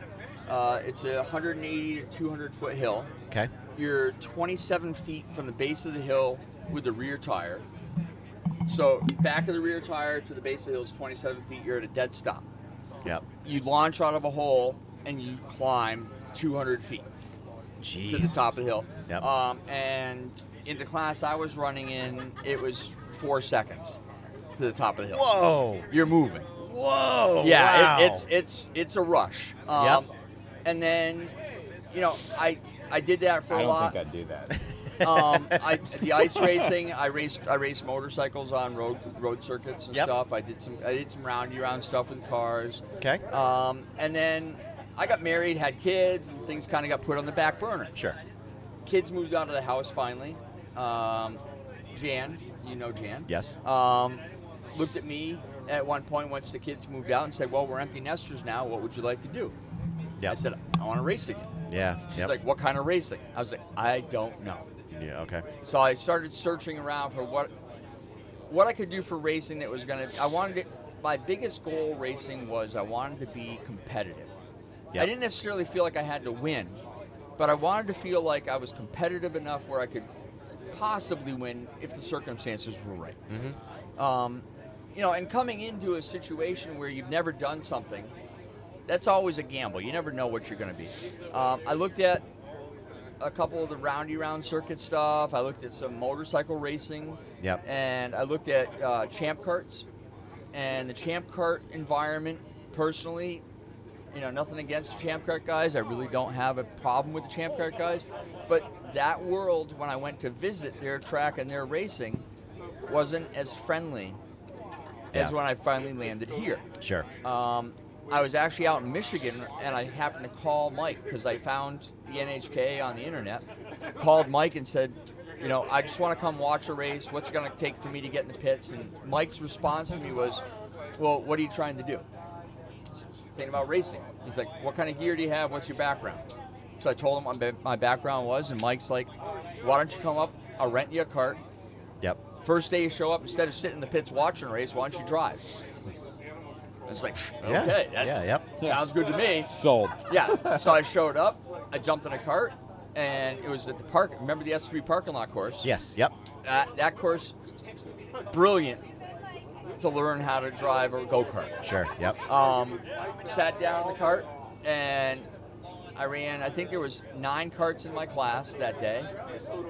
I finished 5th. Not bad. On a rental. First day out. I'm like, this is good. And it was a 2-day race weekend, and I looked at Mike, and I'm like, I want to do it again. You know, and it's like, okay, I want to go again. He's like, it's going to rain tomorrow, you're going to pay an extra $50 for rental, because I got to clean the car. No problem. Let's set me up. So I went out in the rain, I finished, and that was the first time I experienced a go-kart in the rain. And then the track was doing kind of what we had today, where it was drying out. And I looked at Mike, and I'm like, why wouldn't you run dry tires? He's like, oh, you can run dry tires if you want. It's going to be an option. And he looked at me, and he kind of had this weird smirk in his face, and I'm like, I'm going to run dries. So I went out, and I actually qualified in the rains on the pole. My second race ever. Yep. I'm like, this is a good day. Yeah, that's a very good day. I'm gonna put dry tires on and I'm gonna show people what I can do. Yep. And the first 3 laps were a nightmare. There was no dry line. It was pretty much ice to drive on. Yep. But about halfway through the race, the track dried out enough where I started making some time, and I ended up finishing 3rd in my second race. That's awesome. And then I bought that cart. I went to Mike and I said, how do I get one of these carts? What's it going to cost me? He's like, you look pretty good in that cart. I'll sell you that one. All right. I bought that cart, won 7 championships with it. Nice. So how long have you been in the NHK? 9 years now. Okay, yep. Yeah. Yep. So I've won. I mean, not all my championships came with the NHK. Sure. I won an IKS championship. Yep. I won 2 indoor karting championships with Tom, running That's the right. World Formula Indoor Karting Series. Yeah. That, quite frankly, was some of the best racing I think I've ever done. Really? That was the most. Well, that was fun. a cat and mouse type of thing, right? It was, but we'd show up and we'd run 300 plus laps on a Sunday morning. Jesus. And you couldn't hold your head up at the end of the day. Yep. Your neck muscles would be just shot. You'd be laid over. You're trying to see the right front wheel of your cart. You couldn't even see it because your head's laid over so much. Right. But we did that, and then Tom ran this great promotion when we were still running the S3 lot course. He ran what was called the Short Track Championship. I forgot about that. And it was a combination of 3 races on the S3 lot and 3 races at the WFIKC. Oh, badass, dude. And I actually ended up winning that one as well. Nice. Yeah, so that was kind of my, what got me to today. Sure. Here. And and I've had a good run. Yep. Changed chassis a couple years ago, and I'm still even to this day I'm still learning the new chassis. Yep. I'm not by any means a pro at figuring out how to set my cart up. I know what I like for a feel when I drive it. Yep. But I also drive a pretty unorthodox feel for what most people would drive. It's not the same as everybody else, and I think everybody has their own feel for a car. Like, I know if I got in your cart, I might not be able to drive it. If you got in mine, I'm pretty sure you'd be like, what the hell is Dave doing? Right.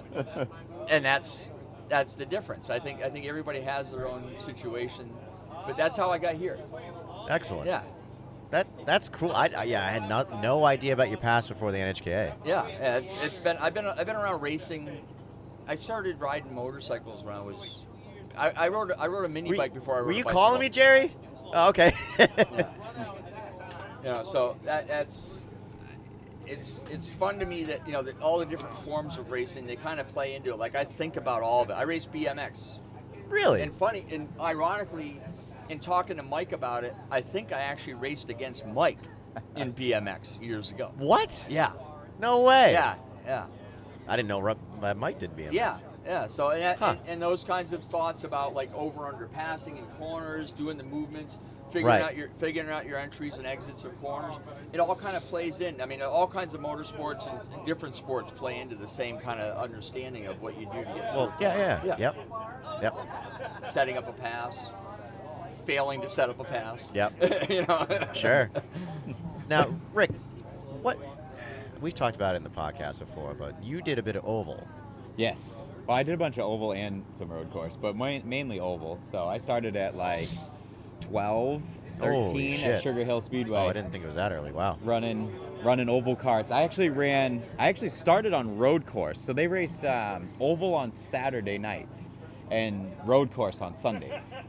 Jeez, okay. So my first year... So that's where the IndyCar obsession comes, right? Oval probably. and road courses? That might be it, to be honest with you. Yeah, yep. And then, so I raced the road course on Sundays, and then my second season, I started racing oval on Saturday night and road course on Sunday. Oh, my God. So we would race back-to-back days, yeah. And it wasn't 10 races a year. It was every single Saturday and Sunday from May till, October. What is it? Different carts for the 2 different days, or is it the same Well, cart? a lot of people did. I didn't have good equipment. I ran my road course cart on the oval. I just moved all the way to the left side and changed the way that I set it up. I just moved the insides, and I think that's why I pride myself on that. I think I'm actually very good at cart setup, is because I grew up playing with it. I never got it. I was talking to somebody not too long ago. I think I used to get 1 set of tires a year. Jesus That's all Christ, I get. Dude. I would never get tires. I remember some seasons getting a new tire. Yeah. Like a right rear for the oval, and it was all right, I got a new tire. Yeah. Moving up in the world. All right. So I never had the best equipment. I don't think that was what my grandfather's intention was when he got me into racing, was more to learn how to work on this stuff. Because I remember 12, 13 years old, it was well, here's the go-kart. Now Go fix it. Go and make fix work. it. Like, yeah, you're gonna change the oil. You're gonna change the gear. You're gonna that's do that fantastic. stuff. That's that an is amazing education as a sport too. right. And yeah. I think that's why. I think I'm a much better setter-upper of the go-kart Setter than I upper. am driver of the That's go-kart. it. We're gonna get Yeah. you a T-shirt that says "Setter Up." Setter upper. Tuner. Tuner. No, Setter Upper is much better than Tuner. Yeah, I think I like setter upper as well. But growing up running oval and stuff, that was a lot of fun. Sugar Hill Speedway was awesome. You two would have absolutely loved it because it was oval racing, but it was almost like racing on Saturday nights at like Star Speedway or Lee Speedway. Like people would come and watch us. We had a wow. grandstand. They had like a snack shack and like a photo guy. Yep. So it was like guys and kids in go-karts racing at like their local short track, and it was a lot of, it wasn't quite, the atmosphere was not what the NHKA is. I don't think that the NHKA is pretty amazing. Like the people do really get along and have fun. Like I remember racing oval, people would put like tape over like the compound on their tires or like their gear and stuff like that. It was very secretive. Yeah. You know, and like I said, this place, one of the first things I remember was Charlie's first race. The podcast after that, he's like, I really wish I had known what Rick was running for a gear. And I'm thinking to myself, you should have just asked me more. Right, yeah, exactly. I told you. Yep. Yep. You know, like there's no secrets. Yeah, there's no secrets, Yeah. you know. And not for nothing, when you've done it as long as Dave and I do, you know, I know what gear he's on.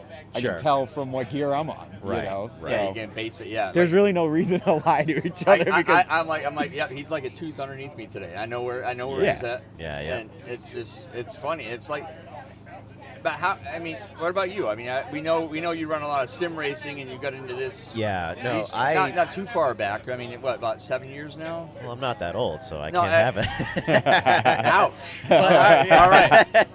Yeah, I can say I turned 29 yesterday. I All feel right. like I can Bag make the those old guy at the shots. table. Yeah, I Thank get you very much. Yep. My racing history starts at 16, which is kind of late for a lot of people. Yeah. I started doing autocross and rallycross at my buddies, the Dennises, who are big Mopar kids. So I spent my first years racing Dodge Neons. Wow, nice. All right. Hey, high power. Yeah, something like that. I think About the backwards world's power. formula. With Yeah.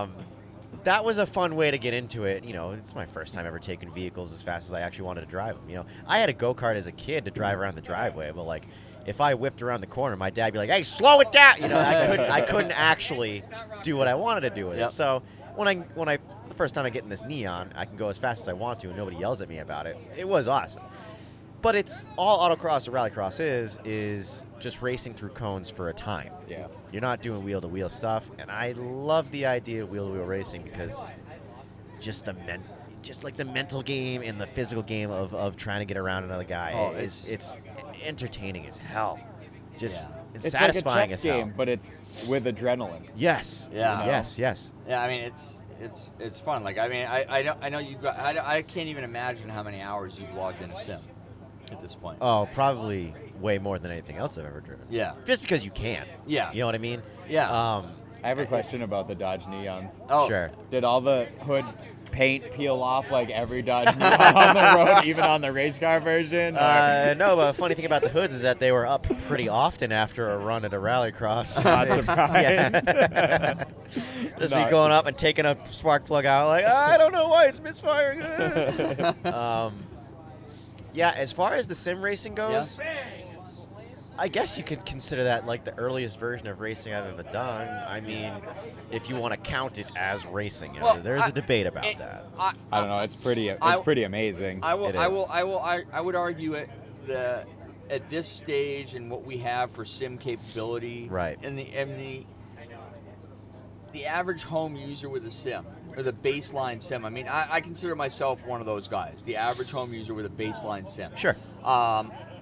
I have no motion in my rig. I'm running VR, similar to what you're running. Yep. Thank you. And a baseline computer setup, but by no means have I got like, you know, $10,000 tied up in a sim. I've got a couple grand tied up maybe Right. in everything. Right, yep. And the feeling you get running this sim is damn close to what you feel in a real vehicle. Well, it's- without the movement. You mean Right. as far as the visual sensation, Right. and the adrenaline feeling. I mean, I remember we ran that one race when we were running last year. We were running the GT3 Club. That's and right, yes, I yep. remember Wes Duchek and you both, and me, all of us. And Shay, I think, was in that race. And we all at the end of the session for qualifying, we were all like, literally, you could actually feel each other's adrenaline shaking you.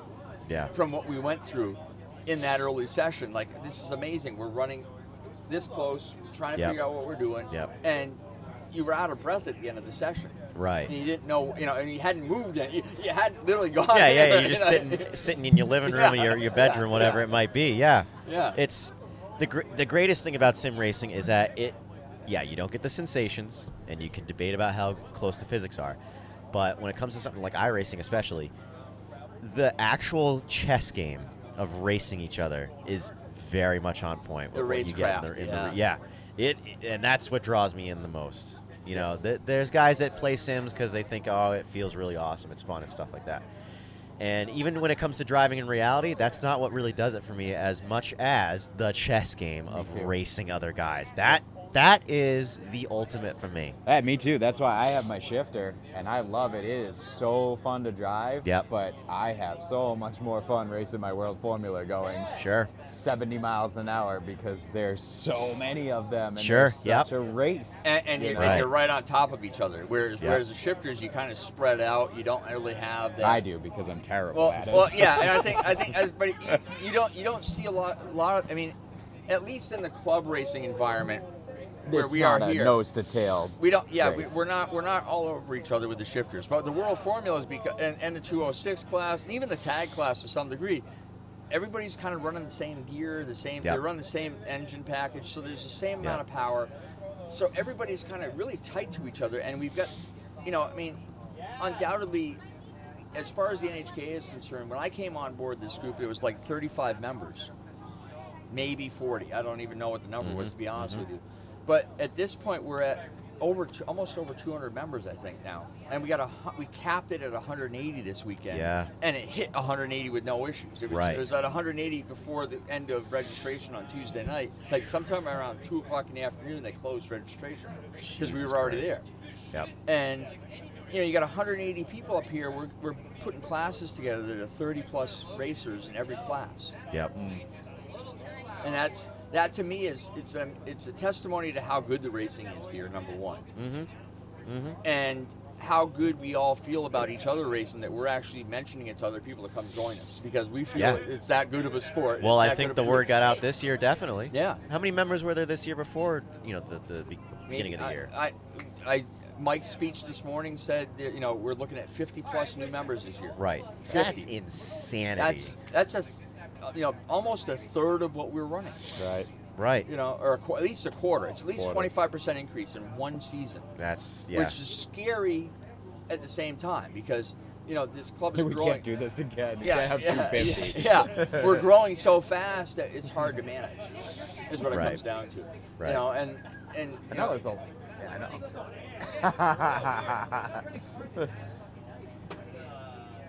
We're getting heckled. We're getting. What are you doing? It is a 24-hour we're roughly an hour and 40 minutes in. Yeah, we're on the With editing, that's like 15 minutes. This will keep going. This will edit down to like 18 minutes. It's fine. Don't worry about it. Yeah, we won't even have Charlie in the episode. No, Charlie who? Charlie's right Yeah, there. exactly. Still. Charlie, how are you still here? The guest host that had to leave. He had to leave. He's still here. Jeez. He's drinking. He doesn't know what he's doing. So can we talk about the new Formula One looking Indy car? Yeah, have you that seen just that, came Dave? out? I haven't seen the new Formula One looking. All right. I'll take a look. I'll pull it up. Yeah, pull it up. I'll Pull see up what I pull 2022 F1 car. So the concept of the car I'd love has. to know what Charlie thinks about the front right wing. It's IndyCar now, you say? I wouldn't say that. No, they're not. No, they're not. They really did. They were F1, No. the most prestigious motorsport in the What world. makes you say that? Looks at an Indy car and goes, well, they race good. I guess we'll just do that. Because what we're doing ain't working. I mean, no, it's not. No. So you're seeing the white one, right? Yes. Okay, yeah. That's what they recently did this week at Silverstone was they put out a life-size model on the track. Oh, really? Just to sit there. It didn't drive. Yeah. The concept for it had been known for a while. So like that shape, it wasn't anything surprising. But now they have a final this is what it possibly could be, which is it's kind of weird. They've never done that for any release of a car. Yeah. They're trying to be like real proud of themselves for some reason. Are you leaving? Where you going? Huh? Oh. Right now? Goodness. It's only 9:30, Leah. That's my wife over there. She's decided to go to bed. Going to bed. All right. 9:30. Night, Leah. Good night, Leah. You might be the smartest one. You'll be the only one awake tomorrow. No, I'm up at 5:30. She slept all day today. So she just wants to go back to the camper and watch Mean Girls. Hey, that doesn't sound like a bad night. No, there you go. I like Mean Girls. I'll admit it. It's a good movie. Love you. There's an 80% chance it's already raining. I don't know what that means because I haven't watched It's from Mean the movie. Girls. Oh. I tried to watch it actually last night when I was falling asleep, but didn't It work. put you to sleep? No, I kind of just stared at the ceiling instead. Gotcha. Anyway, back to race cars. Racing. That'd be good. That's good. Let's Sorry, talk now about that my wife's gone. So, all right. So, like I was saying, they just released like their own model of the car, being like all proud of themselves. And I think the reason they're trying to be proud of themselves is because it's kind of the first time they're creating a car to like actually put on a better show as far as racing goes. You know, over the years when F1 has come up with new formulas or whatever it might be, it's usually to solve a problem of like, the cars are getting like way too fast. Let's put them on, groove tires now, or the cars aren't fast enough. Let's put wicked downforce on them and not care about the massive wake it makes behind the car where nobody following can get downforce. Yeah. So this is the first time they're really considering getting rid of the wake behind the car. So kind of to the IndyCar point, a lot of the stuff is kind of going spec. Which I don't quite like in F1, because one of my favorite things about F1 is the ingenuity that is discovered within the teams. Yeah. Like IndyCar has its place being all spec, and it will create better racing. But like everyone, like when Mercedes came out with their DAS system, the DAS system last year, Yeah, that's pretty awesome. like I was like, oh my god! And you're like, that that shit's was- not possible in a spec series. Right. You know what I mean? Now I don't know exactly what is spec on this car. Someone wants to tell me like, I think it's like the front wing or something like that is spec. You can't have, I don't think you can have like barge board stuff anymore. And I want to say the rear wing is spec. Yeah. But I don't know. It still And the puts floor it. pan. I think that floor pan, that Yeah. D-shaped floor pan they Yeah, talked yeah, about, yeah. has got to be some sort of a spec thing. But there's nothing wrong. I think Formula One, I'm excited about this. Yep. Because I'm not a Formula One hater as I come off. No, I know you're like not. Formula One. I watch all the way races. you come off to me as a Formula One fan is like you wish it was better. I just want to see a better product. Right. Yeah. That's it. Right, but you do actually love the ingenuity. I do. That's my favorite part. That's what I Right. like most about racing. So Yeah. if you just take the Indy cars aren't exactly spec either. They do different shocks. They Right, do, they right. do The do a suspension lot they of can play different with. suspension stuff. But Yep. the thing with the Formula One, I'm okay. I think it's a great formula. Do a spec body per se, spec floor pan.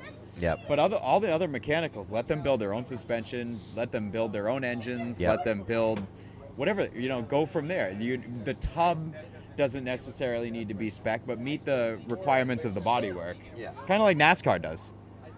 They just Okay. have to fit the body, Yeah, I mean, know?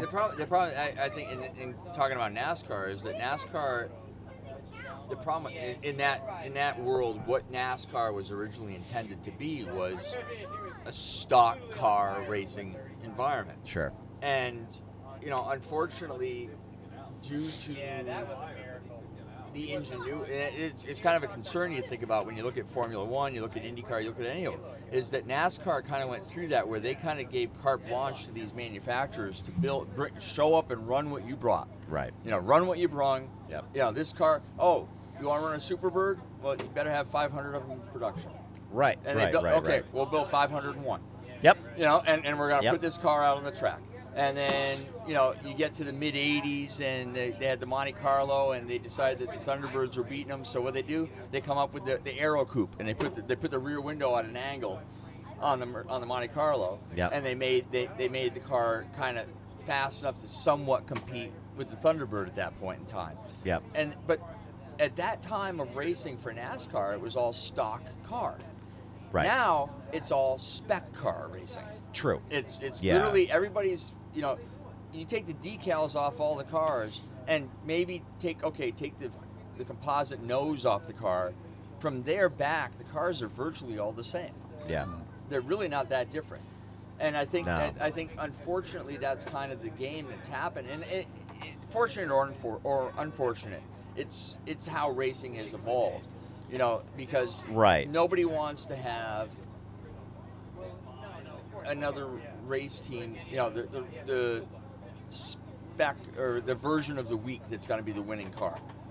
Sure. It's like you could have, if you were thinking F1, you look at certain cars, you go, okay, well, this car is going to be the faster car on this particular road course because it's got the most downforce. There's a lot of corners, a lot of high-speed corners. There's all this going on. Whereas a bigger track, a car with less downforce is going to be much faster, and that's the car you want to be in. And these guys, not that they're going to switch back and forth, but you can almost predict the winners based on the manufacturer at that point. Yeah. Yep. And that's kind of what I think. I think most of these sanctioning bodies or types of racing are looking for more parallels to keep everything closer together and make all the teams competitive. Well, right, to some degree. Yeah, because a lot, all these sanctioning bodies that put on the races, they believe that the best product is when you have cars racing side by side. Yep. Most of the time, which fans would agree with as well. What's so funny? I started out as a NASCAR fan, at a 5-6 year old. Yeah. And I just something about when I first discovered Formula One. I remember when I watched my first Formula One. I used to think Formula One was a bunch of snotty brats, a bunch of billionaires, and they just they have their races and it's boring as shit. Even though these cars are super fast, you can still make those arguments. However, the first time I watched an F1 race and I was hearing something about the Renaults, they have a weird exhaust note today, don't they? The commentators saying things like that. Yep. And the Red Bull seems to really it has nothing in the straights, but it just whips around the corners, wicked cool. And then put on top of it, the first race I watched was Spa 2010, and there was variable weather happening while the race was going on, along with what the commentators were saying about those things about the different cars. I loved the idea that each team is only 2 cars, which means the teammates are actually rivals of each other, not teammates of each other, really, more or less. I hate that part. You hate that part? I hate that part. Why do you hate that part? Because I love the camaraderie of, IndyCar. I love that the guy that wins the Indy 500, all 32 drivers that didn't win the Indy 500 are out there, over at the winner's circle, or and I love seeing the teammates work together to try to beat the other teams. I feel like that would make such a cool situation if F1 could have at least one team that could compete that actually had teammates that worked together and shared information. Yep. Because you have twice as much information. Why would you not want to help your teammate so that he can then help you so that you can get past, say, Mercedes if you're Red Bull? Right. I don't understand the concept of that. It's not like it doesn't happen.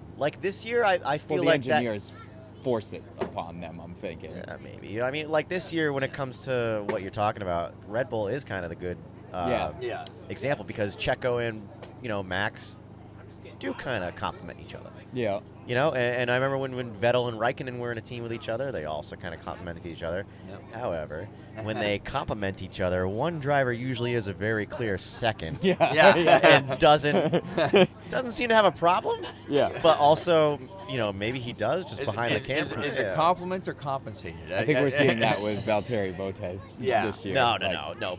Well, yes, because Bottas. He's giving. Well, I don't know, man. You watch the Drive to Survives every year, and Bottas is like, I'm gonna go for it this year, and it never happens. No. You're racing against one of the best drivers ever, and it's like, there's no. I don't know.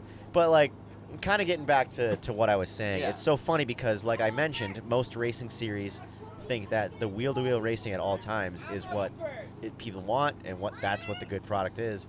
And yet, in my personal experience, when I discovered F1, even though races are won by 30 seconds at times, even though, teammates may hate each other, for some reason it caught me, man. So and I think it drew me in, and I think it is because What? Just say it. You're not very good. Just say it. It's more funny this way. I can't see 20 minutes to anything. what? 20 minutes to race. 20 Are minutes. you Hey, serious? you want to do me a favor, actually, Charlie? What's that? You want to just put that tote somewhere where it's not going to get rained in? I'll do it for you. Okay, thank you, Rob. Thank you, Rob. You still here? So I actually, as a fan of IndyCar because of the racing, I do agree with you on some level because one of the things that actually drew me into racing the most was the Indy 500, as we all know. Sure. And in the 90s, late 80s, early 90s, when I was really getting into it and watching racing for the first time, that's what the racing was. It was not a pack race with a great race. The Indy 500 was 2, maybe 3 cars that had any chance of winning it. Yep. Maybe not so much at the start, but like halfway through the race, you're like, okay, one of these 3 cars is going to win. Right. And it would be, you wouldn't have 3 lead changes on the last lap. It would be, there was a few races that were like that, but for the most part, 10 laps to go, you know who's winning. They're holding on, and they're just like, will he make it the last 10 laps? Right, You know, hopefully nothing the gap blows. is closed from 8 seconds to 7. Right. You know, Yeah, like, right, yeah. So I can see that. I think that's cool. I think just F1, it's just been so long since there's been some decent racing that it needs to happen sometimes. Yeah. And it, I would argue does. there's been decent racing in the recent past. It's just, it's little bursts of it. Yeah. You know what I mean? Yeah. But, like, I don't know. This year has been pretty This year's been good. friggin' awesome. I'm enjoying this Not the season. last few years. The last few races, I should say. Right. But, like, France, where Max Verstappen pulls that wicked strategy to come back and take the lead with 2 laps to go. That's pretty good. Holy hell. Stuff like that, it doesn't happen in other racing series. You know what They I mean? need to add refueling back to Formula One too. There is the argument for that. Because it would create different I'm kind strategies. of impartial because I've never seen it in Formula One as long as I've been a fan. Oh, really? Okay. Right. But it would just create different strategies. It would create different strategies. And it just makes the race, it has another layer to it. The one reason I don't think it'll ever come back is because I can see it being a safety thing. Because if there's no refueling, there's no risk of fire, really. And, that has been a problem at F1 races in the past. I don't understand that. What do you mean? Well, every other series in the whole world refuels, and True. you've got F1 has the biggest budget of all of those series. All right, yeah, you How make- can you you not make a good point. The NASCAR guys empty a can into a car. It's gravity fed. And they don't have It's a not problem. pumped or anything. There's gas just spilling all over the ground. Yeah. And it's not an That's issue. why the boxes are concrete. And occasionally there's a fire, and they just drive through it. It's no big deal. Just drive off. Yeah. Just roll him around. He'll be okay. Yeah, your brakes are on fire. Drive faster. Yeah. No, that's actually a decent point. I don't see That what is the funny. problem is. They should be able to figure out how to refuel. It might not be in 1.8 seconds. Right. Right, yeah. It's going to be a 6-second pit stop. Sure. What? 6, 7. But if everybody's Well- got to do it, it doesn't really change.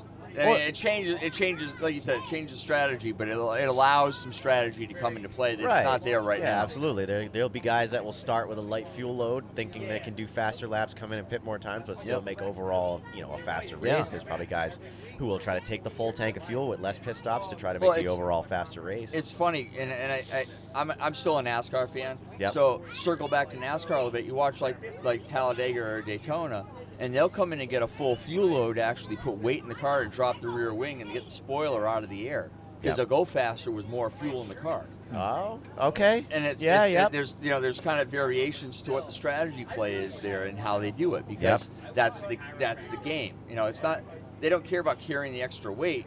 It's how the air is going to affect their car in that respect, which is kind of cool that their engineers and their guys. I mean, engineers that come into the sport. That's something that's if you followed any of the motorsports long enough, when I first started watching racing of any kind, NASCAR, Formula One, IndyCar, there weren't really engineers. There was a crew chief, there was a mechanic.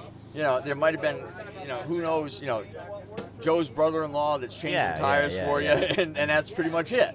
And it's evolved into this high-dollar, high technology situation. Right. And I think the engineers came into play, and it's great that we have them in the sport because it advances the sport so quickly. Right. And ironically, we may not really think about it, but it probably advances what we do here in the go-karts It may. to some degree. Yep. I mean, some of the technology may not directly filter down, but there's some things that Well, filter think about down. the data loggers we have now. Yeah. They're pretty fucking badass, dude. Absolutely. I have that new Alphano 6. You got- that, yeah. That thing is GPS loaded in. The Micro 5 is the same thing. Yep. It just I can upload that shit to my computer. If I had a video running with me on board, I can line up the data to the video and have it play over the video. It's that comes directly from the top echelon of racing. Absolutely. For a go-kart. Yeah, Yeah, for a go-kart race. And, Yeah. and then you add into what we do when we're running the long track here. I mean, all of us have run some kind of weird aero package to make our carts go faster and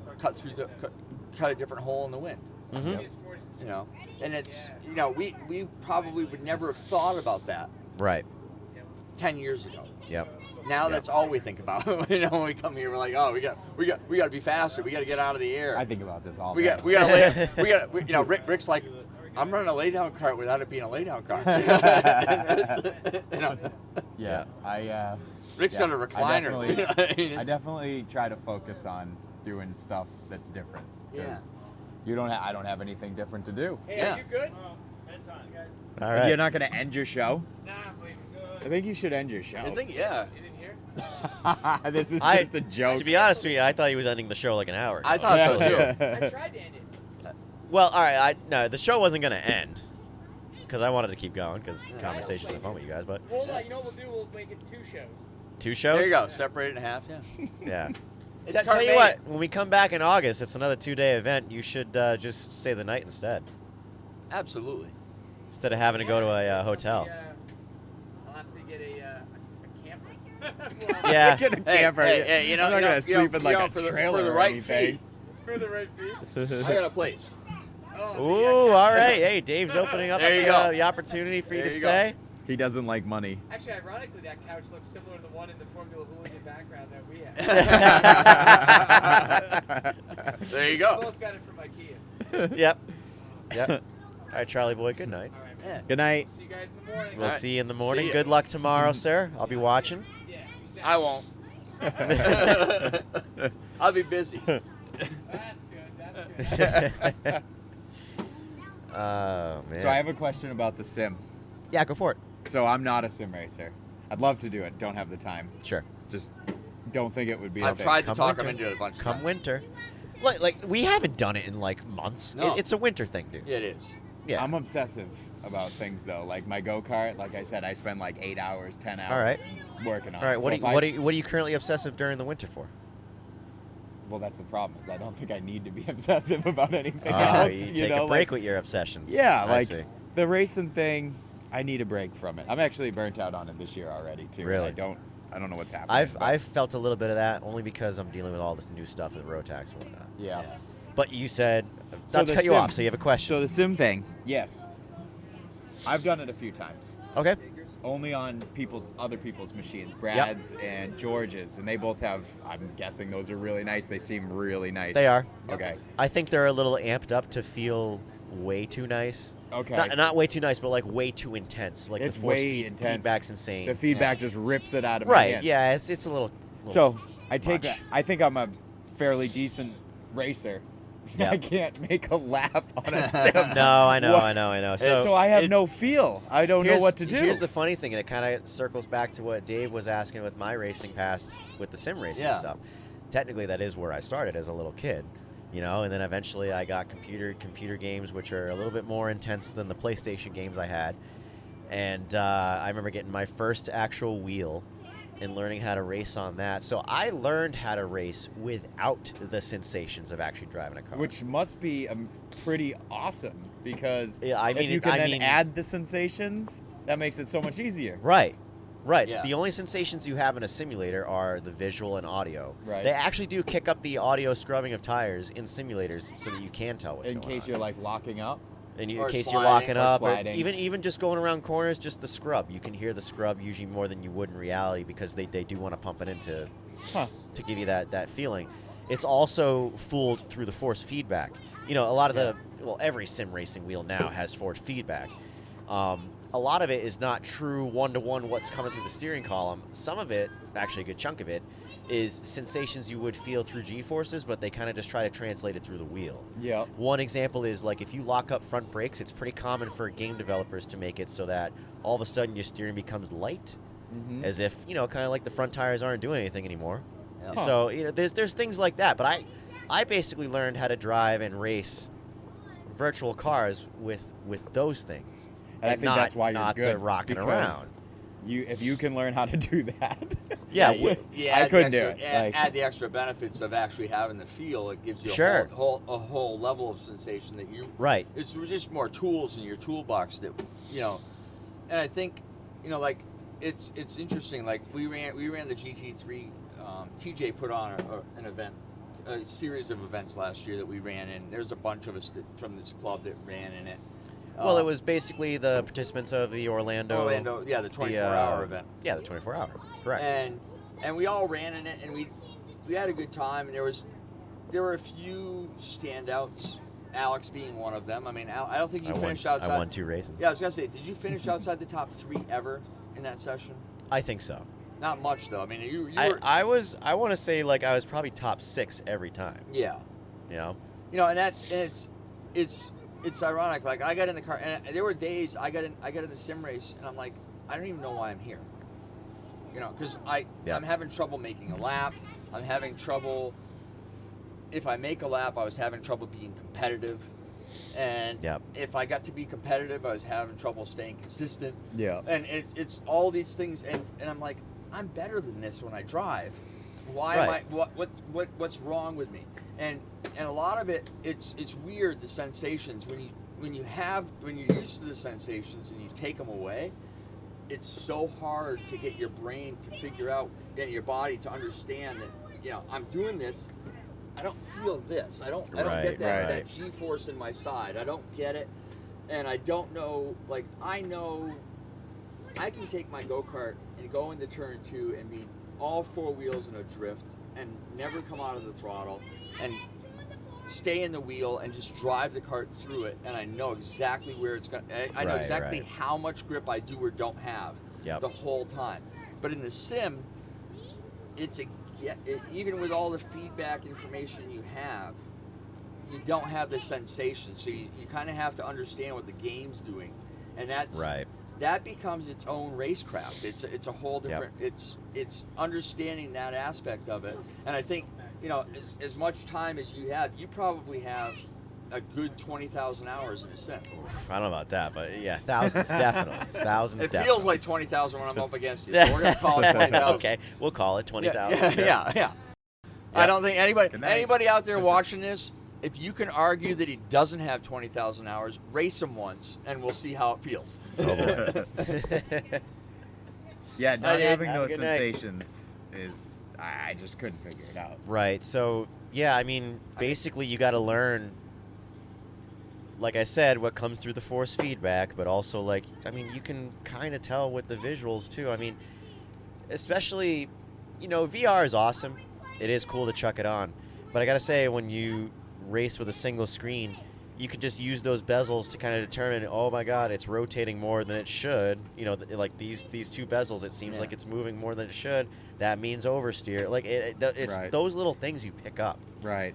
When you're just racing on a computer. Yeah, I didn't do it enough, but I was very aggravated that I couldn't finish a lap in a sim. I'm like, what? So what is this? You know, like this isn't fun.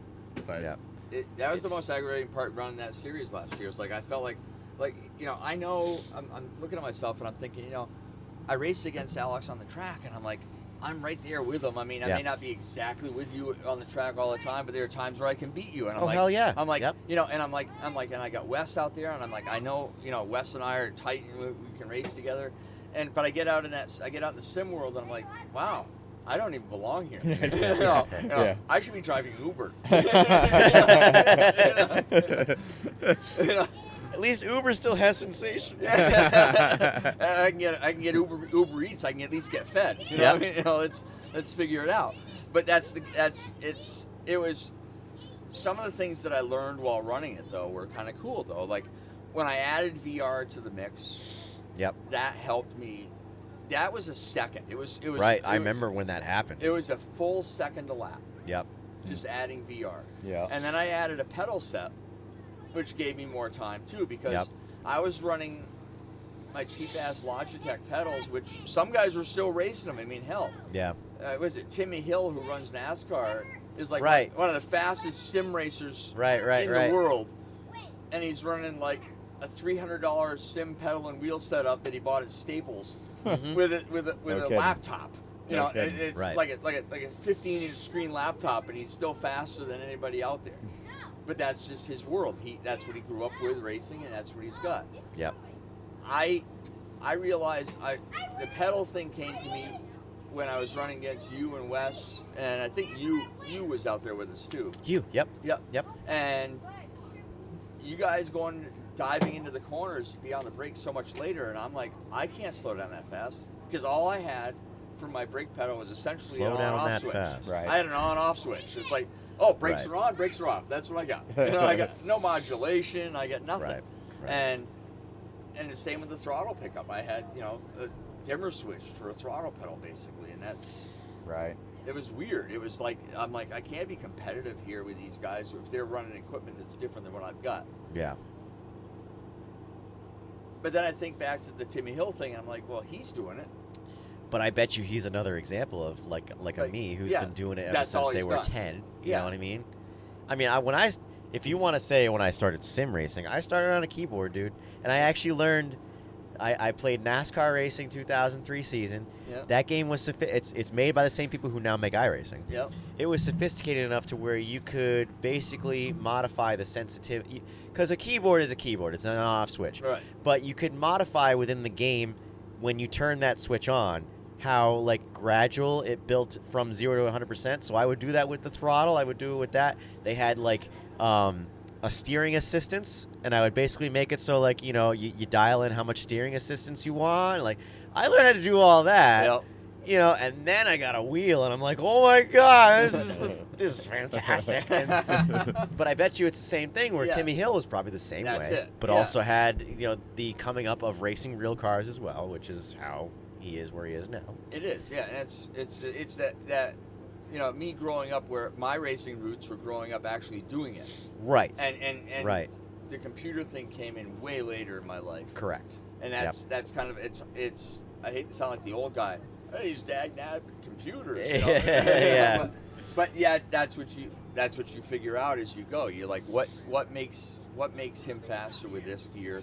And sometimes again it's the same thing. It's like, you know, my setup in my cart might be totally different than Rick's setup in his cart, and I'm sure it is miles apart on some days. Right. But we're both running the same speeds. I just realized we should bring in Charlie or Mike into the show. Absolutely. Sure. Yeah. Because Charlie or Mike, do you want to come into the show? My wife just went to bed in the camper, and I shut the generator off before she so she's probably sitting there in the dark, not wanting to bother me. Yeah. Charlie, you're up. Oh, that's fine. I mean, you already did put your face in the microphones a few times. Did, Nobody wants to hear from Mike anyway. We Well, hear Rick- from Mike enough. Yes, we do. All right, well, have a good night, Rick. Thank you. See you in the morning. See you in the morning. Yep, we'll see you in the morning. Good luck tomorrow. Back over to hang out, but Well, I'm off the show. at this point, Okay. we're picking up the party, and you still guys are going on. I know, this is So- crazy. What do you guys? It's only 10 o'clock. It's only 10? Yeah. Yeah. I thought the Kartmania party was supposed to be like all night. I'm over 50. It's like way past my bedtime. I understand, but it's a special I eat Kartmania. dinner at 5 o'clock. I mean, look at Dave. Dave, you're over 50, right? Yeah. Yeah, look at you. You got no excuse. He's a special kind of human. I would agree with that. I would agree. I would agree with that. Yes. He's playing in his own park. Well, Charlie, welcome to the show. Welcome aboard. for having me, guys. If you don't mind, just hold that mic about, you know, right here. Yeah, that should There be you good. go. Alright, There you go. Don't worry, Alex is still teaching Charlie how to hold the mic. I too, know so he it's still okay. doesn't know it. The other Charlie, the main host, There's two Charlie. Charlies now. Do you watch our podcast or listen to it at all? No, this is actually the first time I have heard of World Formula Hooligans, right? Yes. Or Formula Hooligans. Formula Hooligan podcast, Formula correct? Hooligan Yep. podcast. Which is, Bags you know, inside the mostly inspired by the World Formula class that Nice. I used to race with. Yeah, no, I'm definitely going to check it out now and give it a Excellent. listen. Excellent, especially now that you're on it. Yeah, hell yeah. It's kind of the reason we did this, is to get Yeah. people to like, hey, we do something. Listen to us, you know? How did you do? You're a 206 driver, correct? Yeah, 206 I'm gonna be senior. right back. I'm gonna throw the boards away in the truck, and I'll be right back. All right, no problem. No problem. 206 driver, 206 senior, right? Yeah. Is that technically what it is? I'm not the best. I'm not the fastest. I'm not the slowest either. Well, how many years have you been doing this? I've been coming to NHKA for about 5 years, 6 years. Okay. I started off just casually watching, helping out at the track. Yep. Setting up the grid and laying out the cones, and then eventually I would borrow a cart. Really like the thrill, the adrenaline rush the first time getting into the cart. Yep. And then started renting a cart here and there a couple days throughout the season. And then eventually, 3 years ago, I bought my own cart and started in the 206 senior class. So I've been loving it. That's awesome. Nothing like having your own cart. I try to tell the other Charlie that he doesn't want to listen. He doesn't want to get into Although it. I gotta tell you, dude, I jumped to Rotax this year for more formula. It's been a little bit more work to get adjusted, especially like I had problems even just getting my own cart at the beginning of the year with the whole shipping things being yeah, COVID does. a lot of shit. So when Charlie shows up and he just goes to the DRT tent and everything's all set up for him, that must be just real a teeny nice. bit jealous. Yeah. Just a teeny bit jealous, but. But you think that takes away from the experience, Yeah. the whole experience? Yes, Yeah, it does. Especially like when you want to make adjustments or like if you want to know exactly what's going on with the cart, it's kind of better when you have your own to you did the adjustments. You did the wrenching. You know what's tight. You know where your settings are. As opposed to a mechanic doing it. Now, a mechanic can be brilliant. I mean, he has Arturo working for him at DR, which is he's a brilliant guy. He does some good work. But again, it's like when you do it yourself, not only do you learn and you understand things better, but it's like I try to say, you now trust that these changes, these things have been done, so you're confident when you go out. So yeah, I mean, this is kind of it's a yin and yang type thing, you know what I mean? So all right, so you started 206 3 years ago. How has it been working out for you for those 3 years? Pretty good. Steep learning curve. Obviously, racing the full season 3 years ago, because last year technically it was like 3 or 4 races, and yeah, just there were 4. no points given out. So, but it's so f***ed up because I won the championship, and it's like, yeah, it doesn't count. I don't know. We kept track. We kept points. However, it doesn't matter. Hey, but at least you got it, right? Yeah, I You got it. that. Yeah, I got that W. Pole position for the year. Yep. But yeah, there was one time where we were in Loudon, coming out of the bowl, running it counterclockwise, and right at the green flag, we're all bunched up. I see everyone going in deep in the inside, and I'm just bombing it on the outside. I'm like, look at it, I'm gonna pass like all these guys here. Yeah. And I make it all the way up to like 3rd place, and there's a hairpin turn to go on the back straightaway. Right. I just took 6 carts out. And I was like, oh, that's why everyone's I'm assuming you going locked on up the inside. brakes and Yeah, and then just went out, and then everyone just very easy to do on that hairpin. And that was a mistake that I never made again. Gotcha. It's like you gotta learn from these kind of mistakes. Yeah. But I want to get back to VR racing. Okay. Because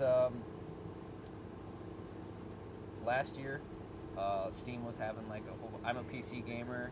As you should be. Play like FPS RPG games. Sure. Yeah. And I saw craft karting on sale. Yep. For like $5, and I was like, yeah. Craft, right? Kartcraft. Yes. Yeah, that. Yep. Yeah. Sucked real bad. Like I couldn't finish one lap, even with no racers on the track. I'm just spinning out into every turn. Yep. And I just got frustrated because I was like I don't want to put the hours in to make all the adjustments, because you go to the settings and there's an overwhelming of things. Oh yeah. You can Yeah. There's do a lot of things you can do. adjustments, Yep. But first time I ever played a racing game was at the arcade, and you're saying how the steering wheel gives you that feedback. Yep. And then you just like drift through corners. But I can only imagine what it's like having a decent setup. Well, all right. So you said you got Kartcraft. Oh, it's raining, huh? It is No, raining. it is. You got Kartcraft. What do you drive it with currently? What? What do you drive Kartcraft with currently? Are you on Keyboard. On a keyboard? Wow. Oh my God. Okay, so all right, yeah. Yeah. I can Yeah, see get why you you're a wheel. frustrated So then. to get into it, then I would have to buy a steering wheel. Oh, and then it's a a pedal, and it's it's a decent commitment. It's a decent commitment. It's a decent investment. Yes, it Yeah. is. I mean, well, you're running what? You're running Fanatec on everything on yours? No. I have the Fanatec pedals. Yep. Because those are really nice. I have a Thrustmaster wheel. Okay. It was like a $400 wheel. Comes with the pedals. Yep. I swapped them out for the Fanatics just Yep. because they're better. I got the shifter thing, and when I bought it, it was like $150. You have to understand, all the sim racing stuff that I've bought has been incrementally over time. I didn't like buy everything in one shot like Yeah. Charlie did. Charlie Oh, really? he bought everything within like 3 or 4 months. Wow. And spent thousands of dollars, which drove me fucking nuts because I was like, you need to buy a go-kart. And he's like, oh, I don't know, expensive. And then he buys all that sim racing bullshit. So Priorities, right? I guess, his thinking being like, well, I can drive at any time. And it's like, I know, but it's not the same. Yeah. No. I guess that's because I'm running an old. I think at purchase price when I first bought it, like a Logitech G27, I think I paid like $250 for the wheel and pedal set. Yep. And the only thing I've modified on mine, the two things I modified this year with the COVID thing last year with everything with what we were doing was I bought the Fanatec pedal set. Yep. And I bought VR. Yep. And that changed my world when it came to driving it. The wheel didn't seem to make that big of a difference. I mean, really? The wheel being the same, I don't think affected me as much as having the good pedals and having the VR. I think that made the bigger difference. I didn't change the wheel because I didn't think the wheel was in my world. I don't think the wheel is as big of a deal. I see what you're saying. I'm thinking, having a nice direct drive wheel would be great. Sure. But I don't know that that's necessarily a need. It's a bonus, but correct. I don't Correct. know if I don't know if it's a necessity to have to No, go out and I race don't and be think it is. competitive. I think you can be competitive with an average wheel. Right. I think pedals are huge importance. Yes, they are. Yep. And I think having good visual is of huge importance. Yes. And that's what VR allows you to Yeah, have. VR was amazing. Yep. It took a little getting used to. Well, because it f***s with your head. Well, I wear glasses too. Sure. Okay. So now, through that whole season last year, I took my glasses off and I was running VR without the glasses on. Yep. So I had to get my eyes adjusted every time I sat in the rig. It took a few minutes just to get comfortable with what I was seeing. Yep. Wouldn't you want to not wear glasses because it's like right in your face? That's the weird thing, dude. If you take your glasses off in a VR headset, it's blurry like it's distanced. Yeah. Wow. I don't understand the science behind it, but for some reason it That's does. Yeah. It does. Yeah, it yeah. I've does. actually never tried VR, so. So Gotcha. now I switched over to contacts because of the whole COVID situation. Wearing a mask all the time with my work. Oh yeah. Wearing Yep. glasses, I was fogging up so bad I couldn't function. Right. So I went back to contacts. And now with the contacts in VR, I'm like, oh, this is cool. I can actually use this, and it feels more natural. Right. When I'm in it. So, that there's changes to it. I can't imagine driving what we were doing. I can't imagine anybody doing what we were doing with a keyboard. No. There's no way. I think if you're gonna do any kind of virtual racing, at least spend a couple $100 and get an average pedal and wheel set. It doesn't have to be great, but to give yourself the benefit of trying something that you might enjoy and actually enjoying it, I think you have to have some form of a small investment to do it.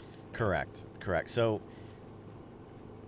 like, what kind of PC? You have PC gaming PC? All right, so you're already probably good in the graphics and power department. Yeah, I got that. So you probably don't have those problems. So you don't have that far to go, which is great. Because I tell a lot of people who want to get into this for the first time, who have like no video game, anything hardware, it's like you're gonna spend like $1,500, and it's but like, I mean, if you've already made that investment with the hardware, and the power, then you don't have to go that far. Yeah, probably just like you said, need to just get a decent wheel. and some Yeah, I pedals. mean, I'm sure your monitor's fine.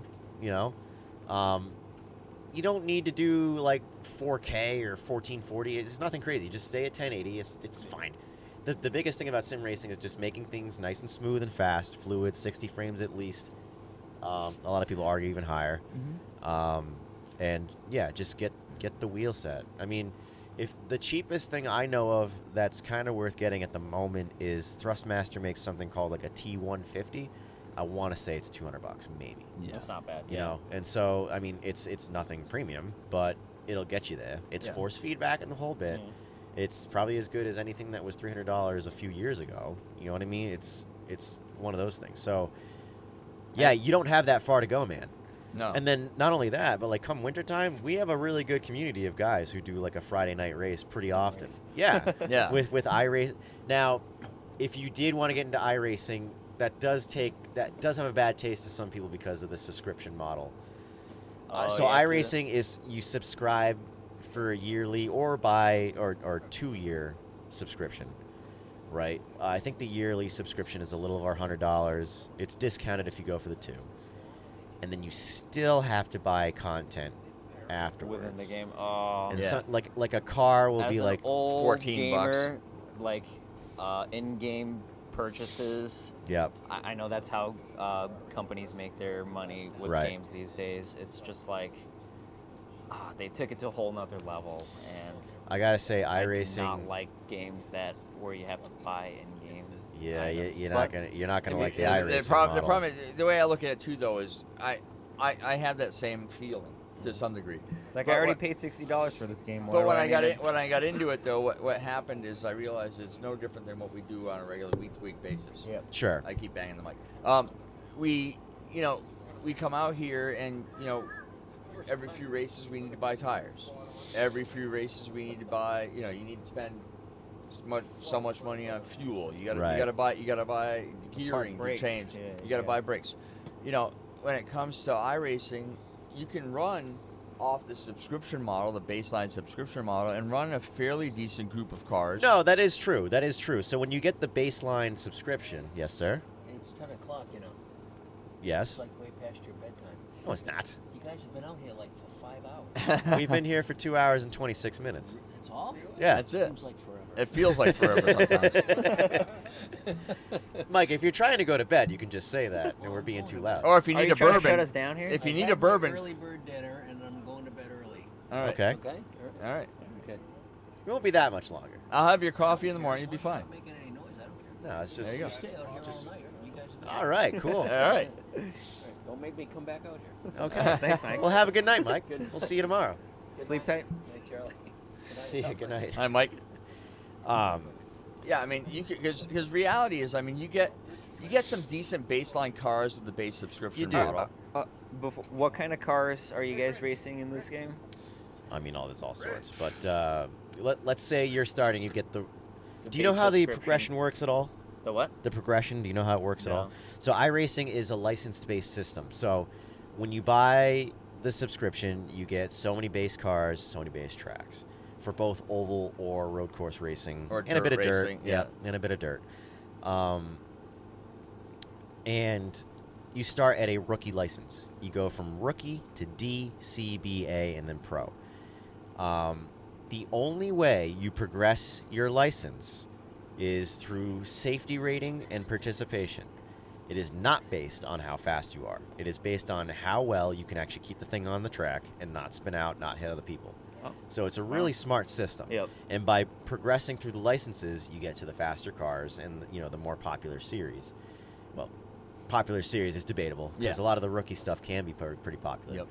But you start out like on the road racing side. They just introduced the Formula V, so that's kind of where you start, or the Miata. That it's all baseline content. Okay. And then you go into D license, and then like on the road side, there's the Skip Barber car, but there's other notable stuff too. Yeah, there's the Skip Barber car. I'm trying to think what else is out there in the road. Yeah, because you can step up to some of the different models. Your newer models of actual cars that you're going to run on the road. Well, they used to do the Ferrari GT3 fixed challenge, which was Yep. like short races with a fixed setup in a Ferrari GT3 for D class, which is pretty cool. From going from Miata to a Ferrari GT3, you don't even have to play with the setup. You just go out and drive it the same Yeah, thing. which for the baseline driver, that's a great situation because, for me, like I understand some of the physics of what has to happen to set a car up. Yeah. But like I remember when we ran a situation last year, we decided one Friday night we were going to run Nürburgring, with what we were on modified. Yes, we were. Yeah, the NASCAR modifieds, which has no business turning right at all. Yeah. And we're dialing. We're putting setups in the car that are like you wouldn't even think about running and driving in a straight line down a side street with. And we're putting setups in them to go down through Nürburgring and see what happens. Just because, well, let's soften all the springs up and see what happens now. Right. Yeah, I remember that. That was fun. And we were picking up time in different places, but it was a cool learning experience. But it was just fun to do. And I think, for me, it's like, it's $14 to buy a car. It's $14 to buy a track. If you group them together, you get a discount. If you buy enough cars and enough tracks over time, you get a discount. Right. It's still a purchase price that has to happen, but so you're just buying cars and tracks, no parts, no modifications for the car. No, it's just cars and tracks. It's think racing series. Yep. That's what you're racing. All right. It's not like Gran Turismo. You're not upgrading anything. That's what I was thinking. Like Need for Speed or something. No. Something like that. No, literally, like if you want to go run GT3, you got to pick out a GT3 car. And then you're good. Like we ran a GT3 series last year, and there were 2 cars that were notable in that series that I would consider notable. There was the Audi, the R8, and the Mercedes GT3, right? Which was the basically it was an AMG GT car. Yeah. And those are the 2. There, you could try running the Ferrari or the McLaren, but they weren't cutting it. In that group. So you didn't have to spend your money and buy those, and you didn't really. If you were like everybody that was running in our group was running the Mercedes. Yeah. There myself included. Yeah, and that's what I kind of jumped into. I was like, oh well, I'll be honest. I spent the money. I bought the Ferrari. I bought the Mercedes. I bought the Sure. the McLaren. Shake them down. And I was like, I just want to see, because my driving style in real world is somewhat different than everybody else's to some degree. Yeah. So I wanted to see what was going to suit me the best. And when it all came down to it, it's kind of like being here in the World Formula class. I rely on a lot of information that I get and feedback from other racers. So being in the same car that everybody else is in, it was easy to kind of get setup notes and get some information from. Right. So okay, I pay my yearly subscription, and I got to spend $15 extra to get a car. Yep. Is it really that big of a deal? Probably not. No. Especially if you are a racer, like you're saying, and you understand, like we come out here and spend hundreds of bucks every time we come out. Yeah. I mean, what's this weekend costing you? You break that down. What we spent for this weekend, you can set yourself up for the annual fee and probably 10 cars. Like everything you want to drive. Everything you want to drive. Yeah. So it's not that big. It sounds like a big expense, but it's really not that big of an expense. For sure. Right. Yeah. And when you consider that, like, I consider iRacing to have the best racing in the virtual world there is. Yeah. I mean, there's other sims. There's Assetto Corsa Competizione. There's the original Assetto Corsa. There's even Automobilista 2 now. And, like, you jump on their public lobbies for online racing, and it's bullshit. It's absolute horseshit. You go on there, there's people like running right across the grass to nail you and just be, it's jerks and shit. It's demo derby time. Right, and but some of the iRacing, I'll say, there's a couple of classes in iRacing that it's demo derby time. Oh sure. And it's awful. Especially in the rookie series. There's a lot of people who get discouraged to running in the rookie series. And it's awful when you're trying to get your license upgrades and you get taken out by somebody. Yeah. Because that's you're working so hard to get your license advancement. Yeah. And that's a challenge too. So I guess with the iRacing, since you get the whole licensing process, that kind of deters the whole demolition derby side of the racing. Because like I said, the progression is not based on speed at all. Right. It's just based on your safety. And that's you being smart. Yes, it is very smart. That does change the game there. Yep. So, dude, you're not that far off from getting in on this. It's a good time. I actually might have to ask, make a good Christmas present. Yeah? Although I could definitely just drop $200. That's or find somebody who has some used shit. I bet you, I'm sure I can find like Facebook Marketplace or something. Yeah. I personally don't have anything I could. I mean, I have the old pedals from the Thrustmaster wheel that I had, but I mean, if you find a used Thrustmaster wheel, it's going to come with probably the same pedals. Right. So it's. No, I'll definitely take a look in. And then what's the yearly subscription cost? So for new members, you usually get half off the subscription when you first start out. So you might get a year for like $50, which and is then it's pretty cool. $100 after. Roughly $100 a year. Now the way to get around it is that every Black Friday or every Christmas, they usually do like a 25% off for new memberships. Scoop up a couple. Not new memberships, for renewals. Right. And even though like my renewal comes every July, you can buy the renewal in December, and then when the part, when July comes around, it just automatically throws it in. That's smart. Okay. Yep. It's really fun, and like, there's people who say like, oh, iRacing physics are garbage and all that kind of shit. They're pretty good, and then, like I said, the racing is the best, and the riffraff is the lowest of any of the sims that you're gonna find. You will find crap in the rookie series, and like I was trying to say, it's kind of a deterrent, or not a deterrent, but like discouraging for some people because they're like, I bought this shit and these guys keep wrecking me. I can't get out of it. Get out of rookie series. Just plow through it. Get out of rookie, and then you'll find that the D class and stuff from there is. And so really let's say good you shit. get into iRacing. It's just all public lobbies. Can you No, do you can private? Yep. You can do league races. Okay. That's what we do on Friday nights during the winter time. All right. You can host your own races. Right. You can host it. You can make it private for only people who know the password, or you can make it public for whoever wants to jump into the room. Yep. And I don't know if you would know this, but like how many users are on? Thousands. They had a huge bump in users in 2020 because of the pandemic. 2020, I'm sure, because everyone's inside. So I remember like iRacing on a good day would have like 5,000 members on at once. Okay. When 2020 came around, it was like 15,000 people. Jeez. Okay, yeah, that's a big jump. Yeah, and it's sustained. Yeah, it's like there was an event a couple weeks ago that I get emails about, and it was a super speedway event, NASCAR stuff. Okay. And I got an invite to go race with it, and it's like, okay. And I'm like, I wasn't involved with it, but I know somebody else that I'm friends with that runs the same series, and they were telling me that you're racing a race that ultimately the end game is to have 40 guys on the track, is the final race of the situation. Right. And there were like 1,150 people entering. Oh my goodness! And he's like it's insane. It was like a Saturday Night Thunder. You're racing your way up through. Like, it's almost kind of like running the Chili Bowl where you get like a J main, and an L main, a K main. yeah. You're working your way up through to get to the finals, but at the same time, it's a great accomplishment, a sense of accomplishment, even if you advance one or two sessions. To get there, so that's there's wins along the way, which is nice. Yeah, I've been a member since 2009. Yeah. Wow. Yeah, and even though during the summertime I don't really use it and stuff, and I kind of wonder am I using my money wise? Like, yeah, I am. Because come wintertime, when I'm bored, we're not racing anymore, and I jump on there. You have like really intense races, like you would. The thing we were arguing, or the thing we were talking about before you jumped on, is like.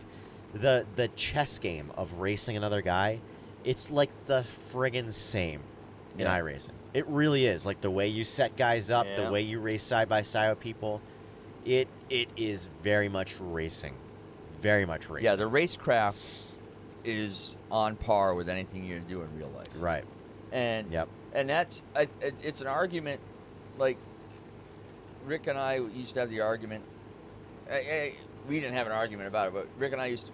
Basically, the conversation was that we were running the indoor karting series at Tom's track. Yep. And we would show up the first race of the season here, and we would be a second and a half faster than the whole field. Yep. Because we had that muscle memory, we had that interaction of driving.